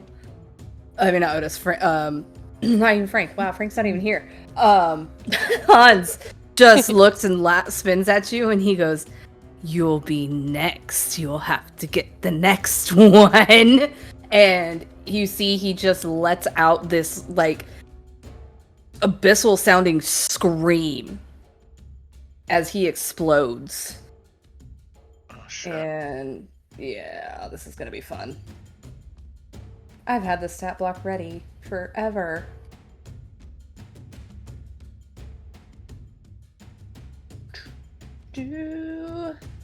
All right. Wop. Let me do this again. I think this is it. Yeah. Everybody needs to roll me dex saving throws. Yay! I have concerns. My Yeah, favorite might as save. well. Cora, I want to use my. Hold on. I'm gonna use my thing to Cora. re-roll that. Bailey, Valentine, and Otis all get +3 Nope, from that Ambrosie's sucks. charisma. Oh well, I 17. can't help So you on that. 17. Plus an additional 3 from Ambrosie's aura of protection. Bailey. So Get dirty +3. 20. Dirty 20. Huzzah. I'll take the dirty 20 over a 3. Thank you for the 31. You're welcome. Sorry, I have a lot of saves to. Agree over you, girl. Oh my god. Okay. Jason, you didn't even need it. You're fine. Hey, Saw Brent. that. Yeah. What's your spellcasting DC? You mean my save? 18, right? Yeah, 18 you on your said- stat. Mhm. Yeah. Anybody who got 18 or up, you will take half. Is this triggered by my evasion? Will my evasion trigger for this and I don't take damage? Yeah, you'll be fine. Okay. Yeah. Whew. The times it's good to be a rogue.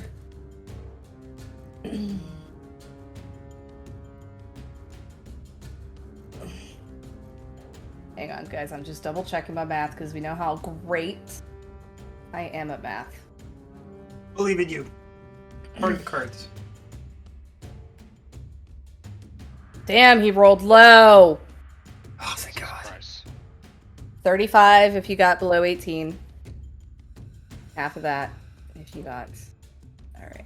So Let's I have need that. to check. Half is 17, right? Because we round down. Sure. Yes.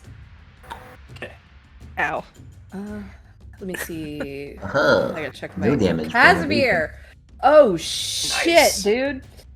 Casimir is fucking knocked to the ground. The flame skulls don't even fucking matter.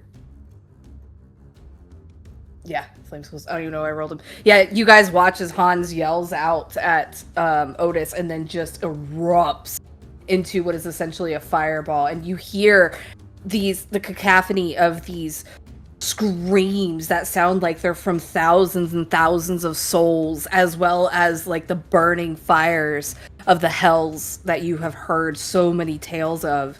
And you just hear the whispers that you guys have been hearing the entire time you've had to do anything with Amber and that you've been here, just laughing and whispering, "You'll be next, you'll be next, you'll be next, you'll be next, you'll be next," as he explodes and just shatters into pieces. You guys are out of initiative. Damn. Otis, care to explain? And heal as Bailey will Yeah. immediately. Bailey's gonna cast a mass healing word. She's just gonna basically heal. I'll tell you who I'll heal. But go ahead and talk while I'll just figure this out. I'm gonna say the force blew me onto the ground, and I'm just gonna be laying there.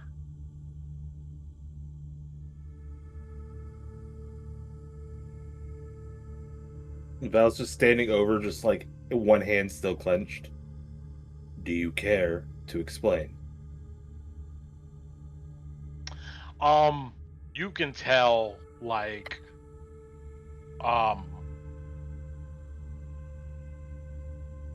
Otis is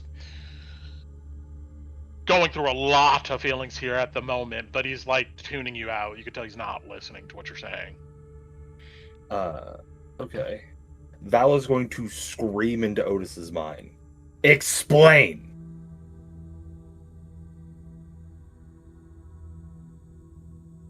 Let us know we're at least safe from you.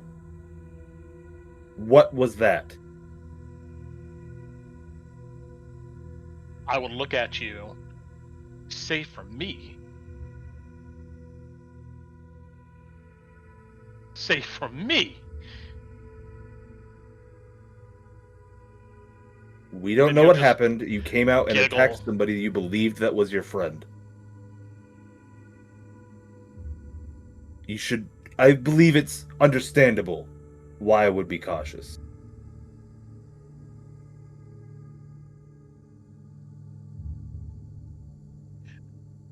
I stand up. I'll look at you. What are you going to do? Kill me? No, nobody If needs to kill necessary. anyone here. Hold on. No, we're not doing this. But We're I don't friends. want to come to that. I just want to Oh, know go Otis. for it. everything's fine. Look, stop. No, Stop it. Look. Otis just destroyed one of his oldest friends. Okay? I don't think he would have done that if he was making the wrong decision. Obviously, something happened. We could talk about it later. For now, and she's helping Casimir up after she, healed him a little bit. Let's just do what we came here for. And I'm pretty sure I know where it is.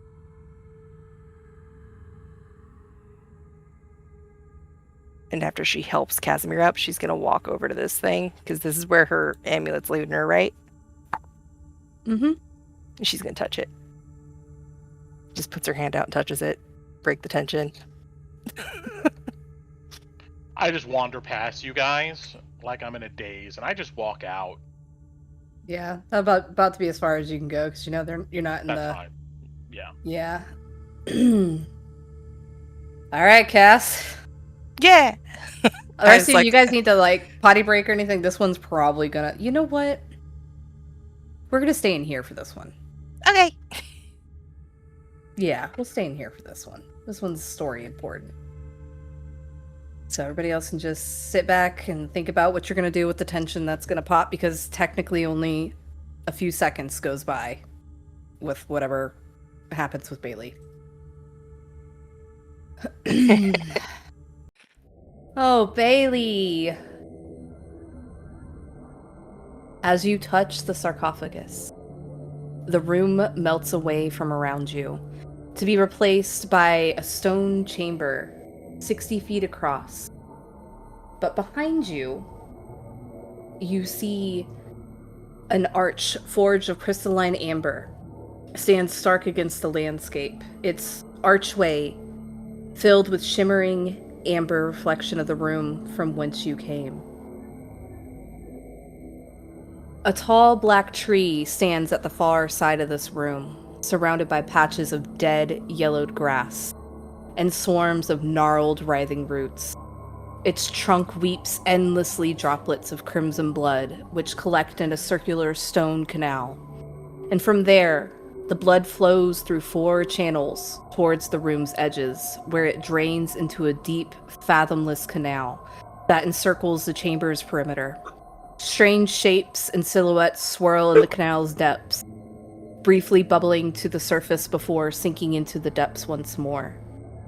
The tree's branches, dead and bare, bear no leaves or fruit, save for one, a luscious red apple that grows from the lowest branch. And you see, as the medallion that you have flickers with the golden light,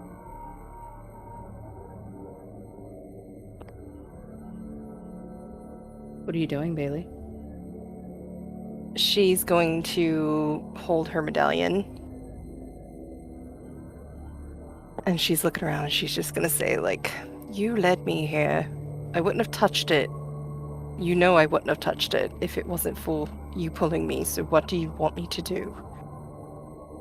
And you feel it tug you towards this tree and these bloody canals. She'll step forward and follow the tugging. As you approach the tree, a knot across the tree's trunk stirs, then lifts, revealing itself to be the head of an enormous black snake, its length as thick as a man's torso. The snake's deep crimson eyes turn to face you, and a night-black tongue flickers from its fang's mouth. Welcome, little visitor. Have you the will and ambition to claim my gift? I can't walk out of here without it. So yes. Many have sought eternal life, but few are wise enough to seek eternal youth. For those few strong enough to claim it, my gift preserves them as they are, their beauty, their intellect, their power. Forever. What? I thought I was here for a sword. Do you not have a sword?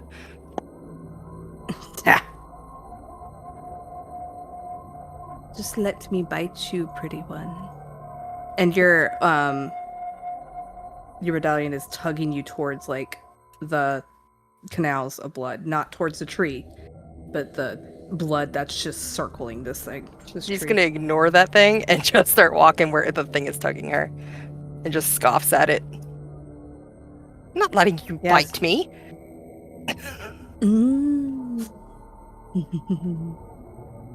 Your legacies shall die, and it will be as if you never walked.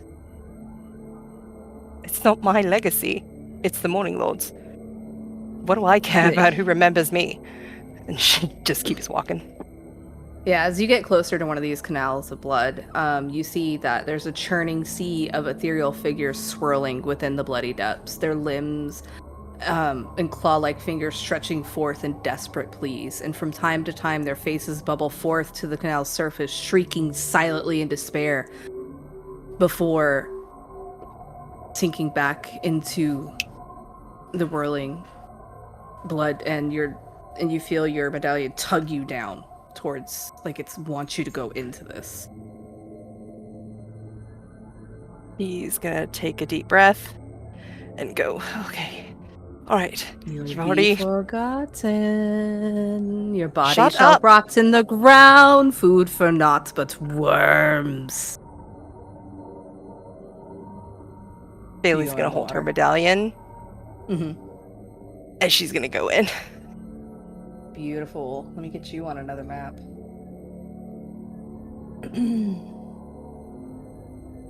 Everybody, I didn't think it would be Bailey.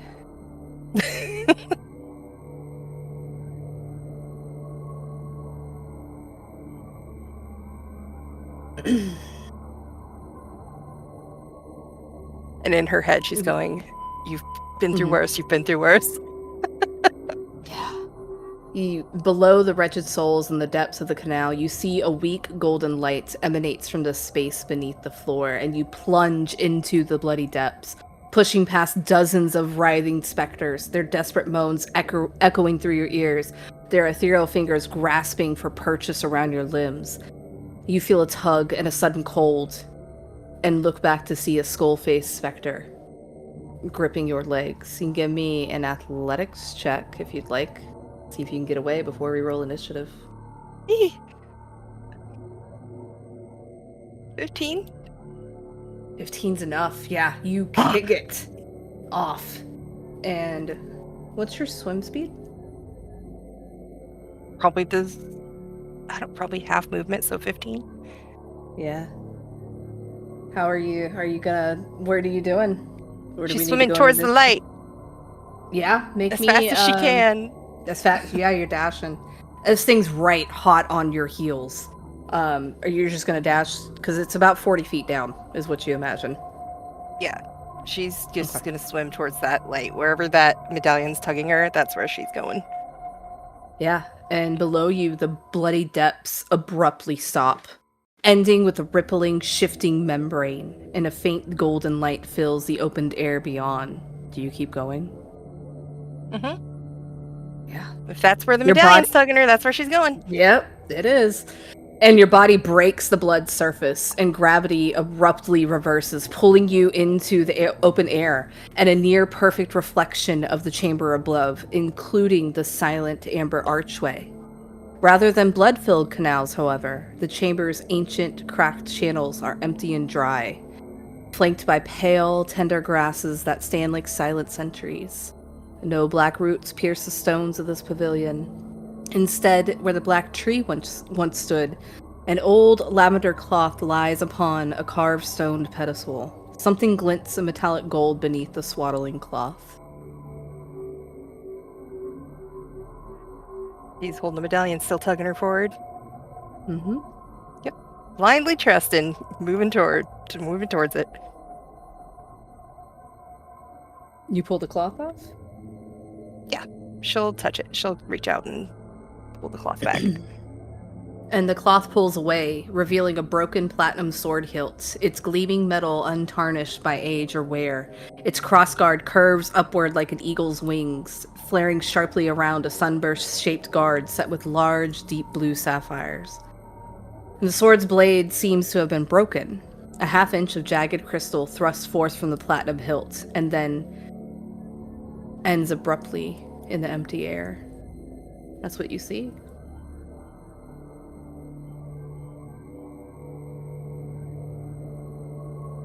I'm trusting you. Because you haven't led me astray yet. And she's gonna reach out and grasp the hilt of the sword. The sword, the sapphire set into the sword's guard, kindles to life, shades of deep purple shimmering within its depths. And you feel a shifting presence touch your thoughts, carrying with it a feeling of surprise, followed by fierce, piercing joy. Hello? Hello? You found me. Who are you?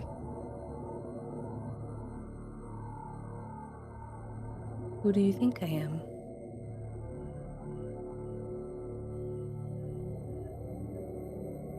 Ah. Perhaps a friend? I'm not sure. But I know that I was led to find you. Oh, good, good. I'm glad you found me. It's a good thing then, yes, friend? Yes? Are we to stay in here? I don't think so. I would like to leave if you would like to come with me. I would like that. We need to end him, don't we? We do. Do I need the pieces or just the hilt of you? The hilt is a good start.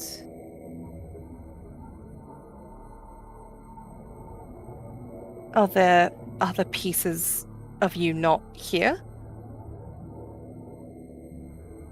I imagine so. It's been so long.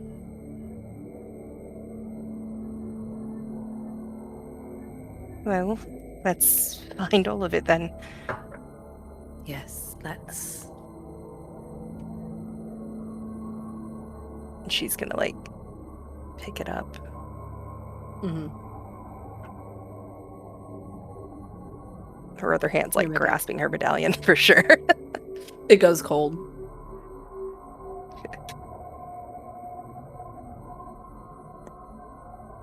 She's gonna look around. Is she still stuck in this weird misty thing that she's got to get out of here? Yeah, or there's an archway that you can walk out of. Okay. All right, so she's gonna gather the hilt thingy, and then she's gonna head towards the archway. All right. Those who are watching, you watch as Bailey's hand slowly sinks into the sarcophagus, the amber around it rippling like water. Then slowly, as Bailey's eyes open once more, their hand withdraws from the amber surface, this time with her fingers wrapped around a platinum sword hilt. You guys are back, and everyone's back here, and Otis was walking away. You guys just had a confrontation. The floor is yours. Ambrosi goes to find Otis. With Val, I guess. He's staring at that sword hilt, like, holding it. Are you okay? Coral asked Bailey. What happened?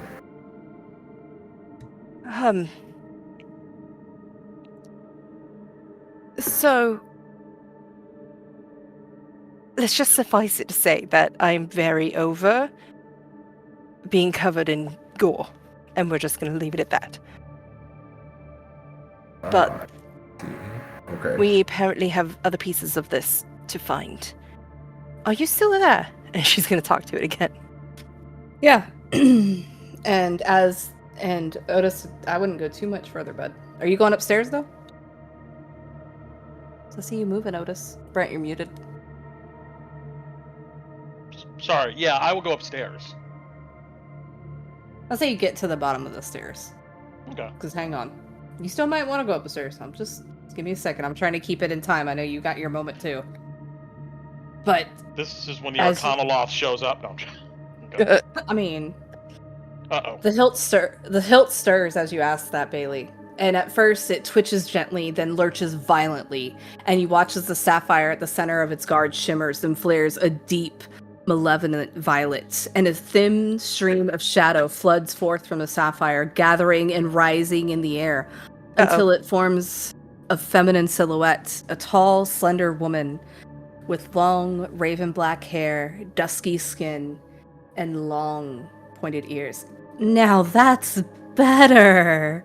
The woman purrs, her violet eyes flashing. She then extends her arms, admiring her fingers and palms. It's been so long since I last tasted fresh air.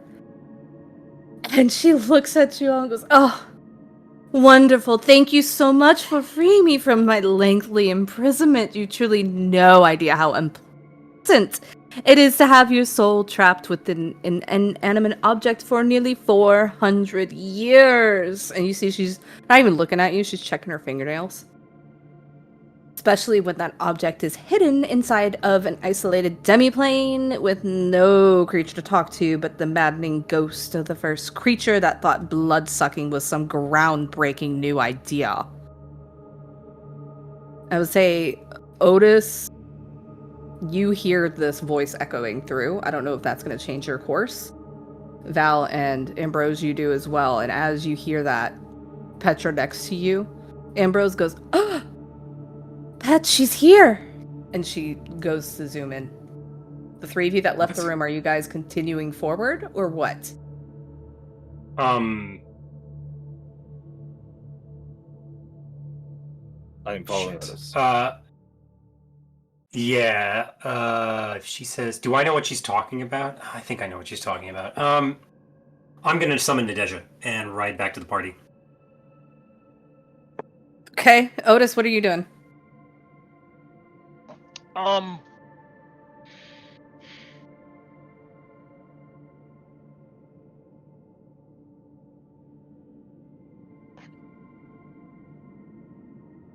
He doesn't want to go back there. Okay. He's not leaving a campaign or like party or anything, but he's gonna go up the steps and like try to go to the front and just sit out in the front of the temple. Okay. Val would follow him. Okay. I will get back to you two in a moment. Then. Or you know what? Nah, I'll go to you two, actually. We'll see. You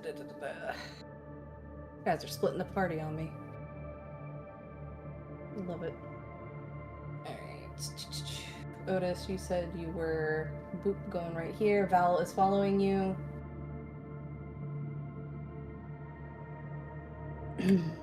Yeah, you guys get towards this area. You look like you're going to be walking out the front, Otis? Mm-hmm. As you get to right there, you see an old wizened wizard who you know to be Heinrich, as he just suddenly appears. No. And he goes, ah! Heading out so soon? I look at him. Yeah. Huh. Well, you're welcome. Yes, thank you for that. That allowed you to be able to explore the temple, but we didn't speak on the things that you have found. If you'd like to leave without an issue, you can go ahead and hand them over. What do you want? Everything you found. The maps. That skull on your... where you... he points to the new gilded skull you have. Other things that you might have found. Those weren't part of our deal. He smiles at you. I'd start laughing. Deal! Yes. Isn't that rich?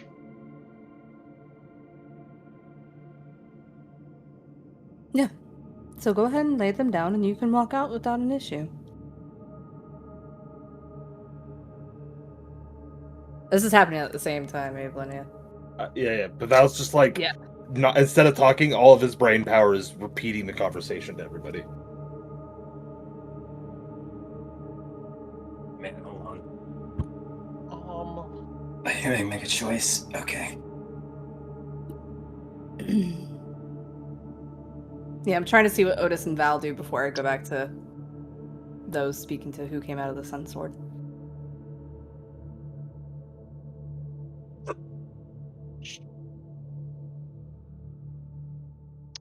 I'll look at the skull on my side.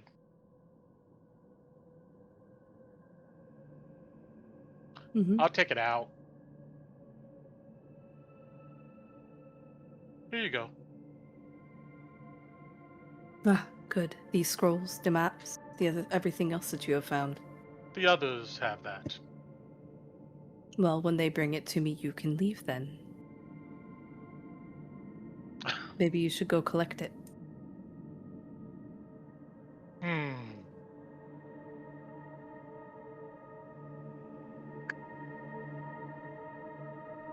Well, maybe I go back and we plot to kill you.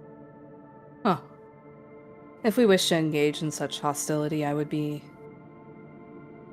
a little miffed. Be a waste of time. You wouldn't be leaving that at all.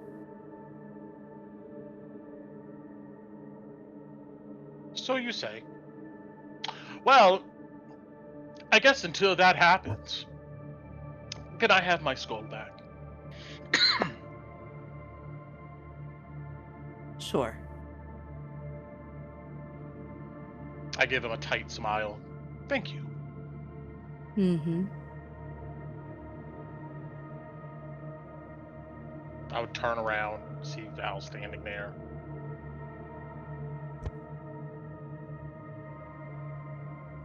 I apologize.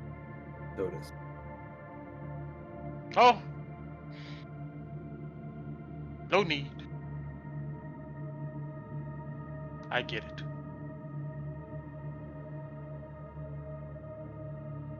Do you want me to stay with you up here?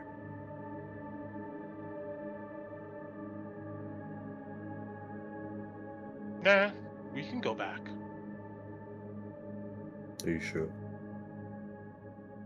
Well, I can't get any fresh air, can I? True.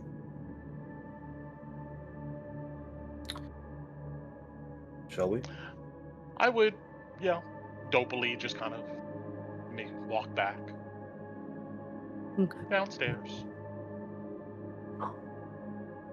Poor Otis. And say, give it like 5 minutes into the conversation. Sure. You guys can be back. Yeah. Yeah, but you guys see this as whoever this is just suddenly appears saying these things. And she sits there again saying that she looks at you and says, "Oh yes, thank you. You were the one, weren't you?" And she smiles at you, Bailey.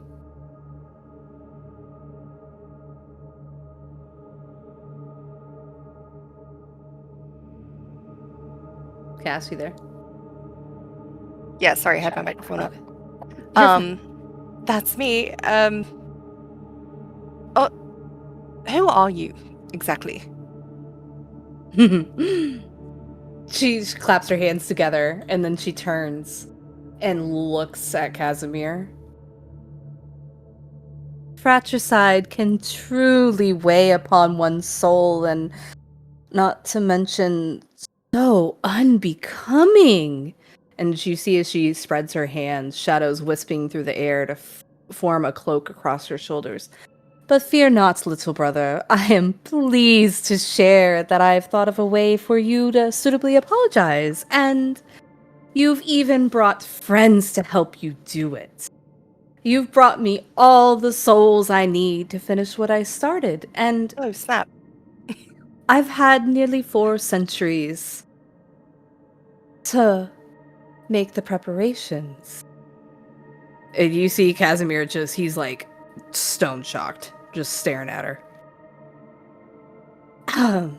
So as you asked who I was, think you can guess it now, but I am. And as she goes to say that, Gasper Did I and burst into the Petra. room at that point Yeah, at that on moment. Nadesha? Okay. Yeah. And Gasper and Petra go, Mistress Petrina! Mistress Petrina! Velikovna! And she goes, yes, yes, yes. It's been so long, my pretties, so long. And they're just swirling around her. But yeah, you guys watch as Ambrosie kind of comes in with Nadesha, and she kind of looks back over. Huh. I'm sure you know that more than 400 years ago, as my baby brother no doubt has told you, old King Barov of the von Zarevich family decided to shake down the Dusk Elves for pocket change. Dear Uncle Erevan didn't like that. And she smiles, and it's not a happy smile. It's almost like a grim, predatory smile. And Barov didn't like that he disliked it. So dear Uncle Lion Cub found his family put to the sword, lands pillaged and destroyed. Babes dashed across the walls. All those lovely parts of war. And she looks at you as she says that, Ambrose.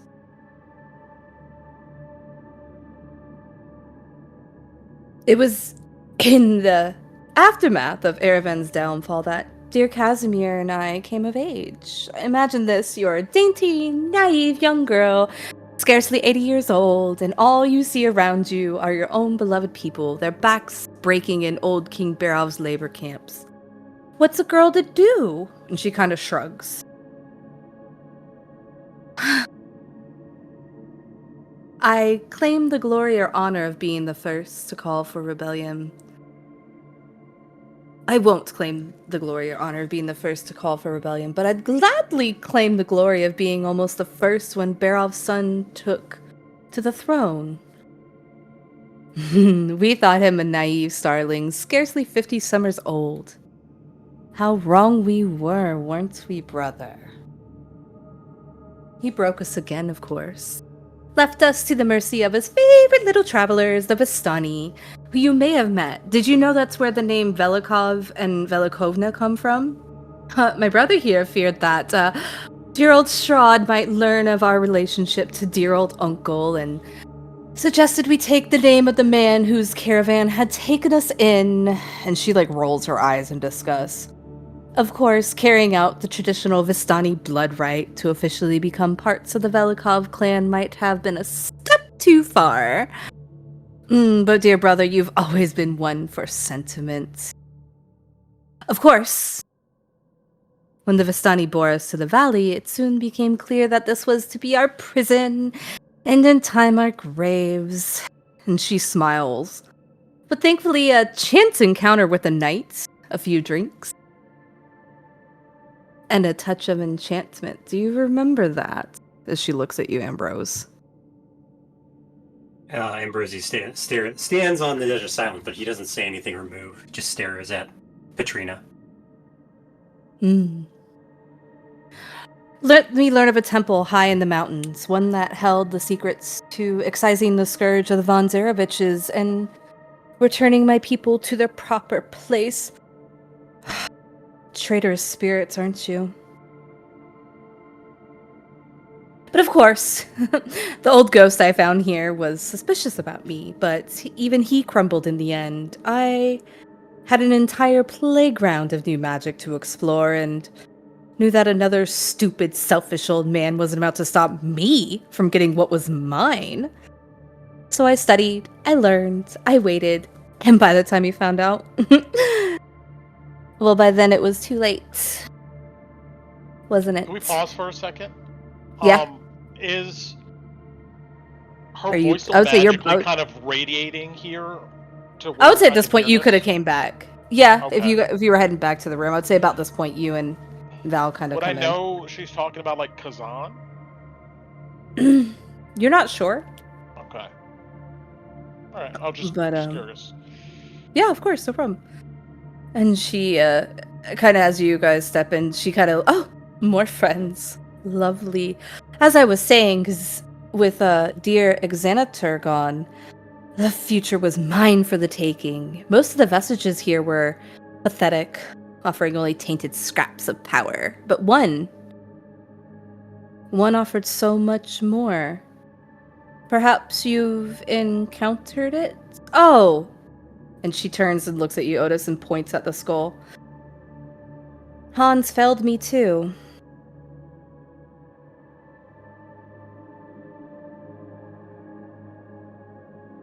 Do you say anything back to that? Man,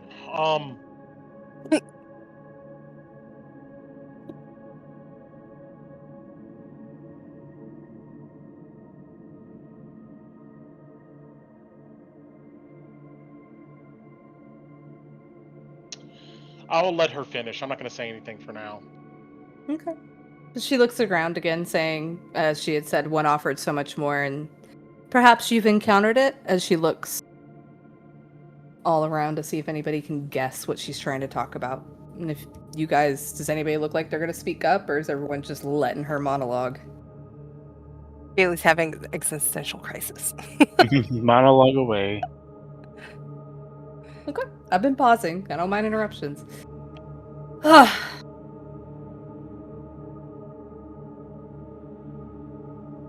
Well, if you can't guess, it was that one, and she points at the southern one that you guys had watched Otis touch. And it wasn't power that would claim and devour me like so many of these other weaklings offered. No, this was power that had to be earned, and I knew I wasn't yet worthy of it. In the meantime, dear Strahd came to the valley as I'd long expected. And by now, I'd realized that von Zarevich himself was only a man, a puppet of the age. If I were to kill him, one of his generals would rise up and take his place. My people would still be entrapped, weak, and squabbling for scraps. No. I realized that if I wanted to claim my people's future, I needed to use that throne Zarevich had erected, not merely vacate it. Strahd may have been mature for a human, but he was so transparently mortal, as all humans are, so terrified of death and age. When I finally gained an audience with him, it was easy to prey upon that fear, to nurture it until it became a monster ready to devour his heart. He would have done anything to escape it then, and I gave him a way out. He joined me to visit the temple, at my invitation, of course. He communed with Tenebros as I had, though he insisted upon visiting the other vestiges within the temple's vault. It was his own humble curiosity, he assured me. A general wishing to know of threats within his realm. I indulged his whims. A mistake I now regret. You may understand my shock then, when he denied Tenebros' gift. He claimed, at least then, that matters of empire claimed his attention, preventing him from further delving into the study of magic.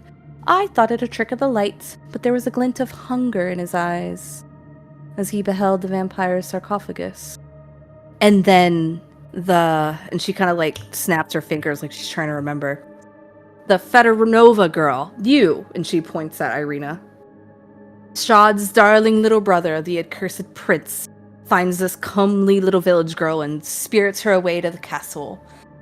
Strahd spends all of his spare time entertaining the happy couple, but I knew the lust in his eyes for what it was. Our lessons in magic had dwindled, and soon ceased. I bored him now. In her, he had found a treasure that surpassed any that I could offer him. And then, the fucking wedding, the day the skies turned red, the day he ascended far beyond my power. She takes in like a very deep shuddering breath of just pure rage. When I learned what he had become, I redoubled my studies of the dark arts. I knew that he had now grown beyond my power to control. And so I began to pursue Tenebros' gift more vigorously, until soon I had assembled all the pieces I needed to finalize its enactment. Tell me, she's looking at you, Otis, do you know the 2 ingredients of lichdom?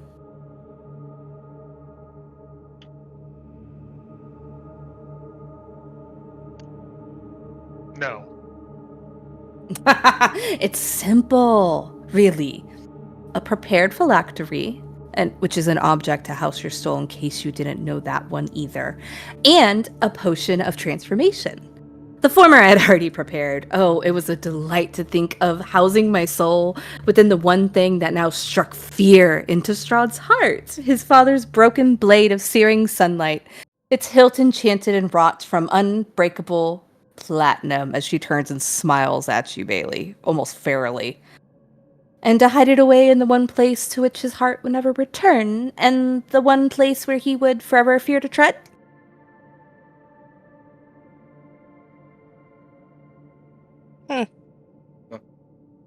As for the potion, and she turns and her eyes fall on Casimir, and she shakes her head and tuts with disappointment. I was betrayed and killed before I could drink it. 8 lives sacrificed to brew it, wasted.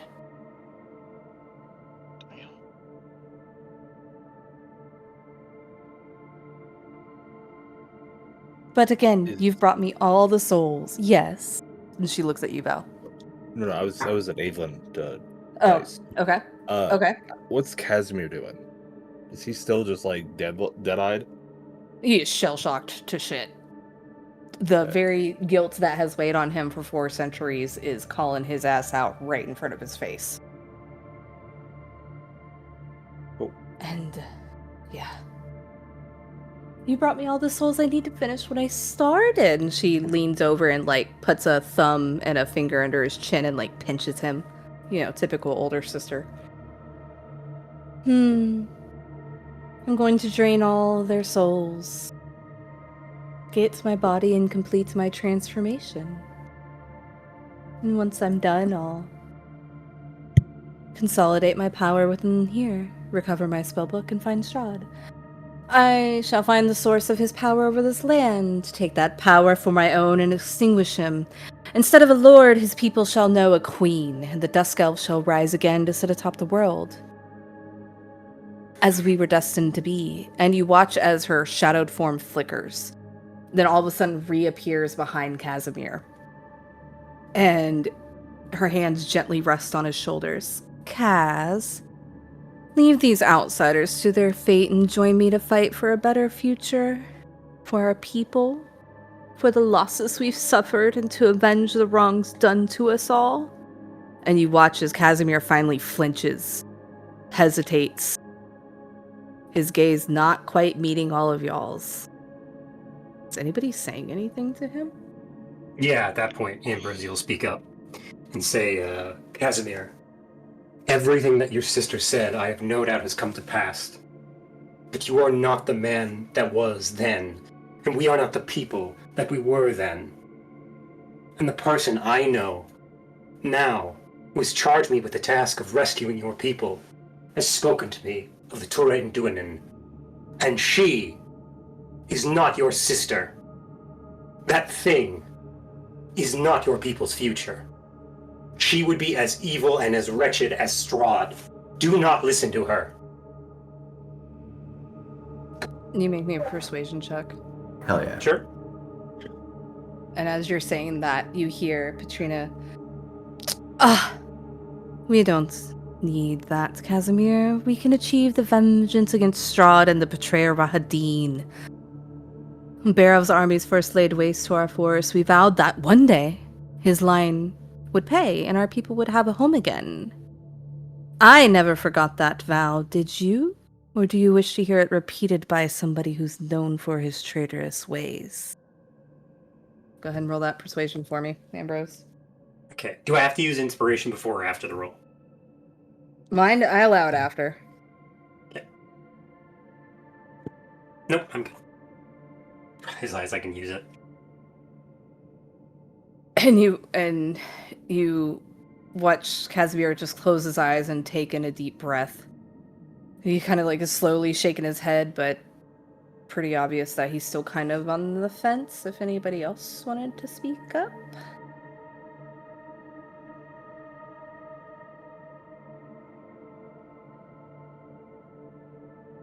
We have every intention of going after Strahd and Rahadin for what he did to our friends as well. You don't need her help. You can roll me a persuasion check, Bailey. And as you say that to him, Katrina just like kind of grips his shoulders more, and he. Yikes. I give Bailey my inspiration. Sure. Yay! Take it.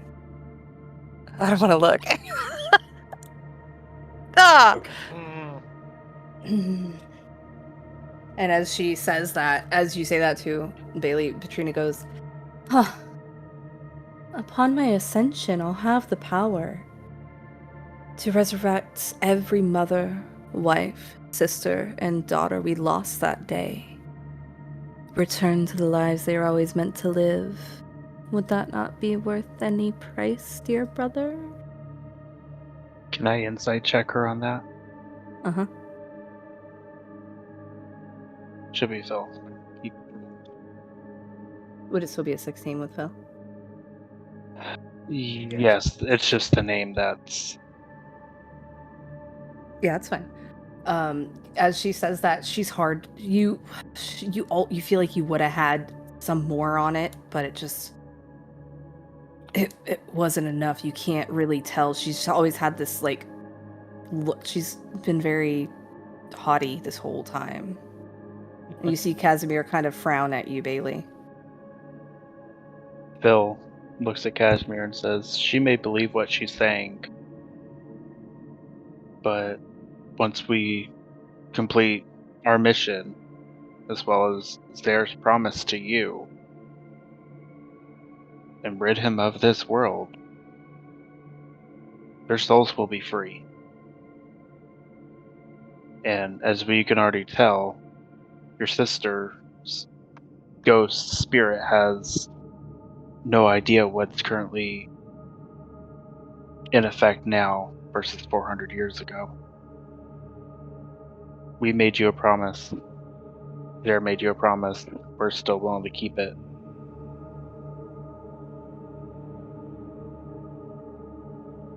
Make me a persuasion check.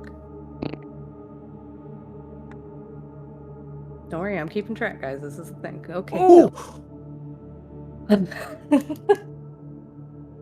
And as you say that, she kind of her grip kind of tightens on Casimir's shoulder, and she's, "Only I can replicate the binding that once empowered King Barov's bright blade, and only I can repair and forge it so that we may wield the only weapon he has ever feared." And Casimir looks at you, Phil, and Ambrose, and Bailey. And then he looks back behind him. "You speak of a brighter future," he says, his voice tired. "But when I look into your eyes, I see only darkness and blood. It seems my sister died a long time before I killed you." And you watch as Patrina's eyes darken. A pity. But then again, you were only ever another piece on the board. And you watch as Patrina waves a hand, and the tentacles that are carved along the walls stir, grinding like stone against stone as they twist, covering the exits, pushing you and Nadeja forward, Ambrose, and blotting out the light from beyond. And the light remaining in the room seems to shrink, and the shadows cloaking Patrina's form seems to grow. Now, it's finally time to finish what I started all those years ago. And finally to take what is mine. And we'll roll initiative when we get back here next week. bruh, she's about to kill us all. Bro, we are fucked. My We are bad, so my bad, fucked. y'all. Jesus. This is should've why I slept. shouldn't touch anything. It's always the worst possible thing. It's all right. I've got one smite spell and it's with her name on it. Let's do this. Bro, Oh my fuck. I have one thing I can do. We'll see what I do with it. So I have concerns. I do too. Help! Help! Help! Help! Oh, good shit, y'all.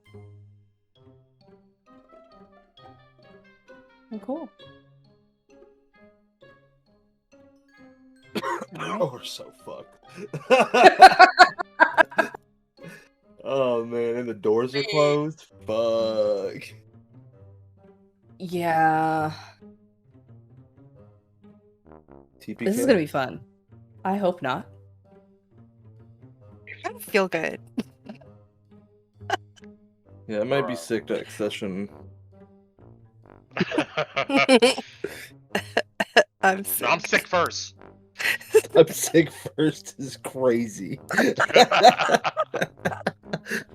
Oh my god. If it's not her, it's gonna be the freaking fiend. Oh man. Look at what rolled for the Discourse of Strahd this week. Clerics are little more than signposts, pointing out a way for others that they never go themselves. Damn. I don't know. I Ouch. think that's the least true in Called this out. session. I feel attacked. Right, like that was just a roll of dice. Holy. Oh I'm so man, stressed out right now. I can't wait for next week. yeah, Oh. I got a You guys couple are gonna do stuns left. You'll be fine. yeah, Yep. I'm sure she can be stunned. Sure. You gonna stun a ghost? How many phases does she have? 3? We'll find out, Well, won't you know we? it. 5. Who wants to start us on our good, bad, and MVP? That was a good session. I'll start. Yes, it was a good session. Man, so much lore. I'm still digesting what was revealed here. Damn. One thing I didn't catch was I'm not sure what did Ambrosi, did you and Val or Isaac lead lead her here, or at some point in the past? Oh, yeah, she was hinting that there were more secrets, but at this point, Ambrosi doesn't really But care anyway, as all much right, about keep the it going. facts. Yeah, good. Lots of lore dumping here. Lots of questions answered. That is good. Although it sucks that some person was now going to try to kill us. We should have interrupted her monologuing and ran. But like, yeah, we just rip. We just dip. But Dad, you know, Otis has got to the point where what he was looking for was kind of answered for him, and he's not happy about it at all. As a player, though, I'm loving it. I got to think about, like, it's all happening so sudden that, like, I would say for Otis's character, it's hard for him to really, like, digest. So I look forward to, if we even live, if we all live, how he's gonna evolve now, considering what he knows. So, all excellent stuff. I love these moments of, like, kind of your characters pushed to develop, to deal with these consequences and this information. So anyway, good session overall. I'm gonna go ahead and give my MVP though to Val for sticking with the paranoia of, like, man, I need to make sure Otis doesn't do some crazy ass shit or turn evil or be killed. I loved the fact you shouting at him on the ground. I thought that was very much in place. I love that. And even following him, it was like, you know, in character. But Yeah, so I'm gonna give it to Val. I'm done. Great session, though. I really love this one. Yeah, wow, thank you. This session was fucking phenomenal. Holy shit. So much cool shit happened, so much lore. We're fucked. We're about to get real hurt, real bad, real fast. Uh, fucking Cora coming in and coming back and just being like, hey, fucking stun big rock monster. And you're on the ground. Plus L plus ratio. Just beating the hell out of that thing. And then the Han stuff and the whole getting to listen in on that sarcophagus. Wow, this was fucking sick. I got some conflict between Val and Otis. Oh, it was so much fun. I gotta give mine to Otis because he's just having a bad day, man, for the MVP. Bad doesn't exist this session for me. Even with us being turbo fucked, I'm so excited for it, and I feel like it's a good. But my MVP is gonna go to Otis. I can go next. Really cool session to come back to. I think I missed a lot last week, so there was a lot of piecing things together, but really cool session to come back to. All the same goods, all the no bads. My just like the role play just gets me every time. Yeah. You said it was who? I'm sorry you broke up. You said we heard my MVP and then it okay. Otis and my MVP, but everybody else had such awesome handout moves. Hard. Heck yeah. Glad you're back too, Jason. I can take next. Good. I always love combat. The other good is finally getting to Strahd's power room where we kind of get an idea of how he got his abilities. Bad, the fucking sentient soul sword that we were not expecting. But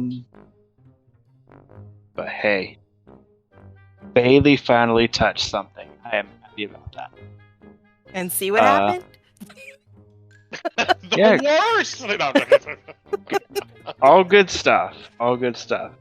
MVP, I'm gonna give it to Val too. One for chasing after Otis and just playing for it. But the other part is, the unfortunate of that battle, knowing that your stuff's not gonna be effective. And still try to give help actions where you could. So, appreciate you. So, my MVP is to Val this time. Well, my good is I got to touch a thing. My bad is that I touched a thing, and what I thought might happen happened even worse than I thought it could have been.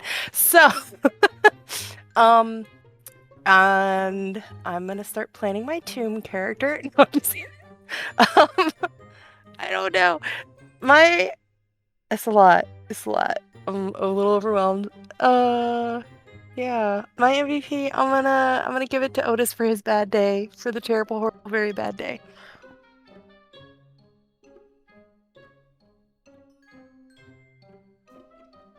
I can go next. I loved this session. It's a lot of fun.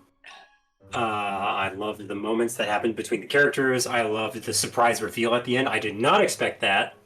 I'm glad and thankful that we don't have to kill Casimir. That could have gone really bad, and I don't like killing fun NPCs like him. But if he had sided with his sister, this would probably be an even tougher and much more difficult and heartbreaking fight, especially for Ambrosi. After reading some of Zara's letters. And I'll just say that my MVP has to go to Otis, and boy howdy man, I am right there with you with the having your entire world upside down and being told that the things that you once believed in, they're not really good people and they're not really good for you, and you've got to put that aside and become something new, and that's the hardest transition for any character in D&D, and it's a fun ride. So I'm excited to see what Otis becomes, and for that, he gets my MVP. True. Love. Yeah. My good is that we had the full party. Jason was here, and it's not even a bad. I love that Jason came out and just rocked the shit out of the Amber Golem and made that fight just a breeze. Especially since everyone's been like, "Oh, the Amber Golem's a bit easy," and I'm just sitting here like, "You guys are jinxing yourself," because I know it's there, but okay. It's not even me as a DM being like, "Oh, you said my fight's easy." That's why I was just like, "It's okay. I don't mind. I know what's waiting." So yeah, I'm glad you're back, Cora, Jason. I did enjoy Val's confrontation with Otis as well. That was pretty cool. I really liked that one. Ambrose just not knowing which way to go and summoning Nadeja all of a sudden, and just not really knowing what to do. Otis for obvious reasons. You did great, Brent. I recognize that voice. You've had another MB. You said Otis had a little Mel in the back kind of voice going on there at the end. It was great. Blackjack Mel in the back. But yeah, I love I'm not surprised that you attacked Hans. But at least I made sure you had something else for your spells. True. Yeah, because that would have sucked. That would have been horrible. But I liked Phil just shooting from the back and just being like, "Let's check this out. Let's check this out." Phil's just a guy right now, being Phil, and as always controlling Ezra. Thank you. My MVP though, Otis would be a close runner-up for me, but mine's gonna go to Bailey for touching the thing. Finally, she finally touched one, and you followed your faith, and it's led you here. And you did the thing, Bailey. I'm so proud of you, Miss. I have concerns, but I'm gonna do it anyways. Because I don't know. Yeah, because anybody else got in there, I don't know if they would have known what to do. So there's only one more relic that interacted with that sarcophagus, and you guys no longer have it. So, but my MVP would go to Bailey for that. But that does give Otis MVP for the session, which I think is very, very accurate. Thank you guys. I'm gonna need it because, bruh, Yeah. I have I 19 really- hit points. I really need you guys to find a way to live through this because I do not have Oh. Tomb prepped in any capacity. I have We no cannot idea how we're TPK gonna here. live through this. Yeah, This is- so Me touching a Um, box leads to a TPK. I'm gonna be emotionally Look, distraught, and I'm gonna just- need like a month break. Just give us the completed Sun Sword without any, other prep that we've got to do or making it or No. whatever, and we'll be fine. No. No? No. Okay, cool. No. We're doing it the Yeah. hard way then. you guys are gonna Interesting. earn this with your blood, sweat, and tears. Okay? I've got magic sword going at least. Let's go. What's interesting about this session, though, is if Bailey would have did her thing first, all this would have been different. Yeah. If she would have came back with her and they would have started talking and stuff before Otis would have went and touched that other sarcophagus, all this would have been completely different. Oh man. Mm-hmm. Only dice had said, "Okay, Bailey, we'll start with you." That would have been funny. I mean, I did go Yeah. touch it first, So He did. Yeah.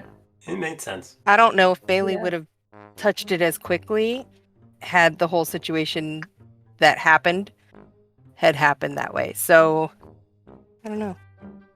Gosh, if only we had gotten Casimir to attune to Xanthatar's staff. No. I know. I know. I mean, that's the Oh. thing is we even got to step. We didn't even get the rest in. So fucked. I mean, And I blew a 4th level spell on Hans. Yeah, you did. yeah. Oh. And He's I got already more of used- those, right? Maybe. I got one more. I already used my pearls of power and stuff. Like, Hell yeah. I'm about out. and you It's still gotta it's get okay. out. I'm coming back as Casimir if I die. Can I do that? Yeah. I don't know. Like, all right. If he lives, I think he'd actually. I think yeah, right. If he lives, you don't think she's gonna go after his ass first? So Well, it's a good thing We we have a weren't a buffer. jackass to Casimir the whole way here, right? Right. You know, No. I will she say did that.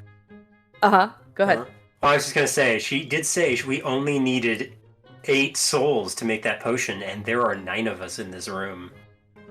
oh, who's gonna make it out? The convincing Casimir. I wasn't sure which way you guys were gonna go with him because you guys hadn't really befriended him much, so he started at a lower tick mark. So that was Sounds the whole like thing. we- I've been. If Sounds Zero like was that's here, funny this how- would have been interesting too. right. Yeah. I was thinking about him so much this session. I'm like, oh, I want to know what Zara would have said. I tried to carry that flame, Jason. I'm so sorry.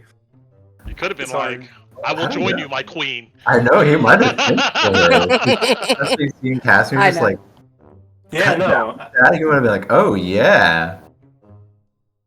Yeah, no, I was gonna say, as Ambrosia would be like, I know what happened to Zero when he went after vengeance, and that got him killed. Casimir, do not make that same mistake, please, please. I don't want to see another Dusk Elf die.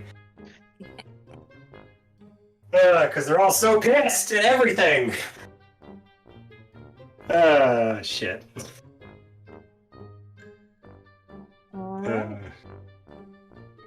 I guess we'll So say Understand, goodnight, like, Craig. DOA. Night, Craig. Night, Craig. Night, Night, Craig. Craig. All right, I'm gonna go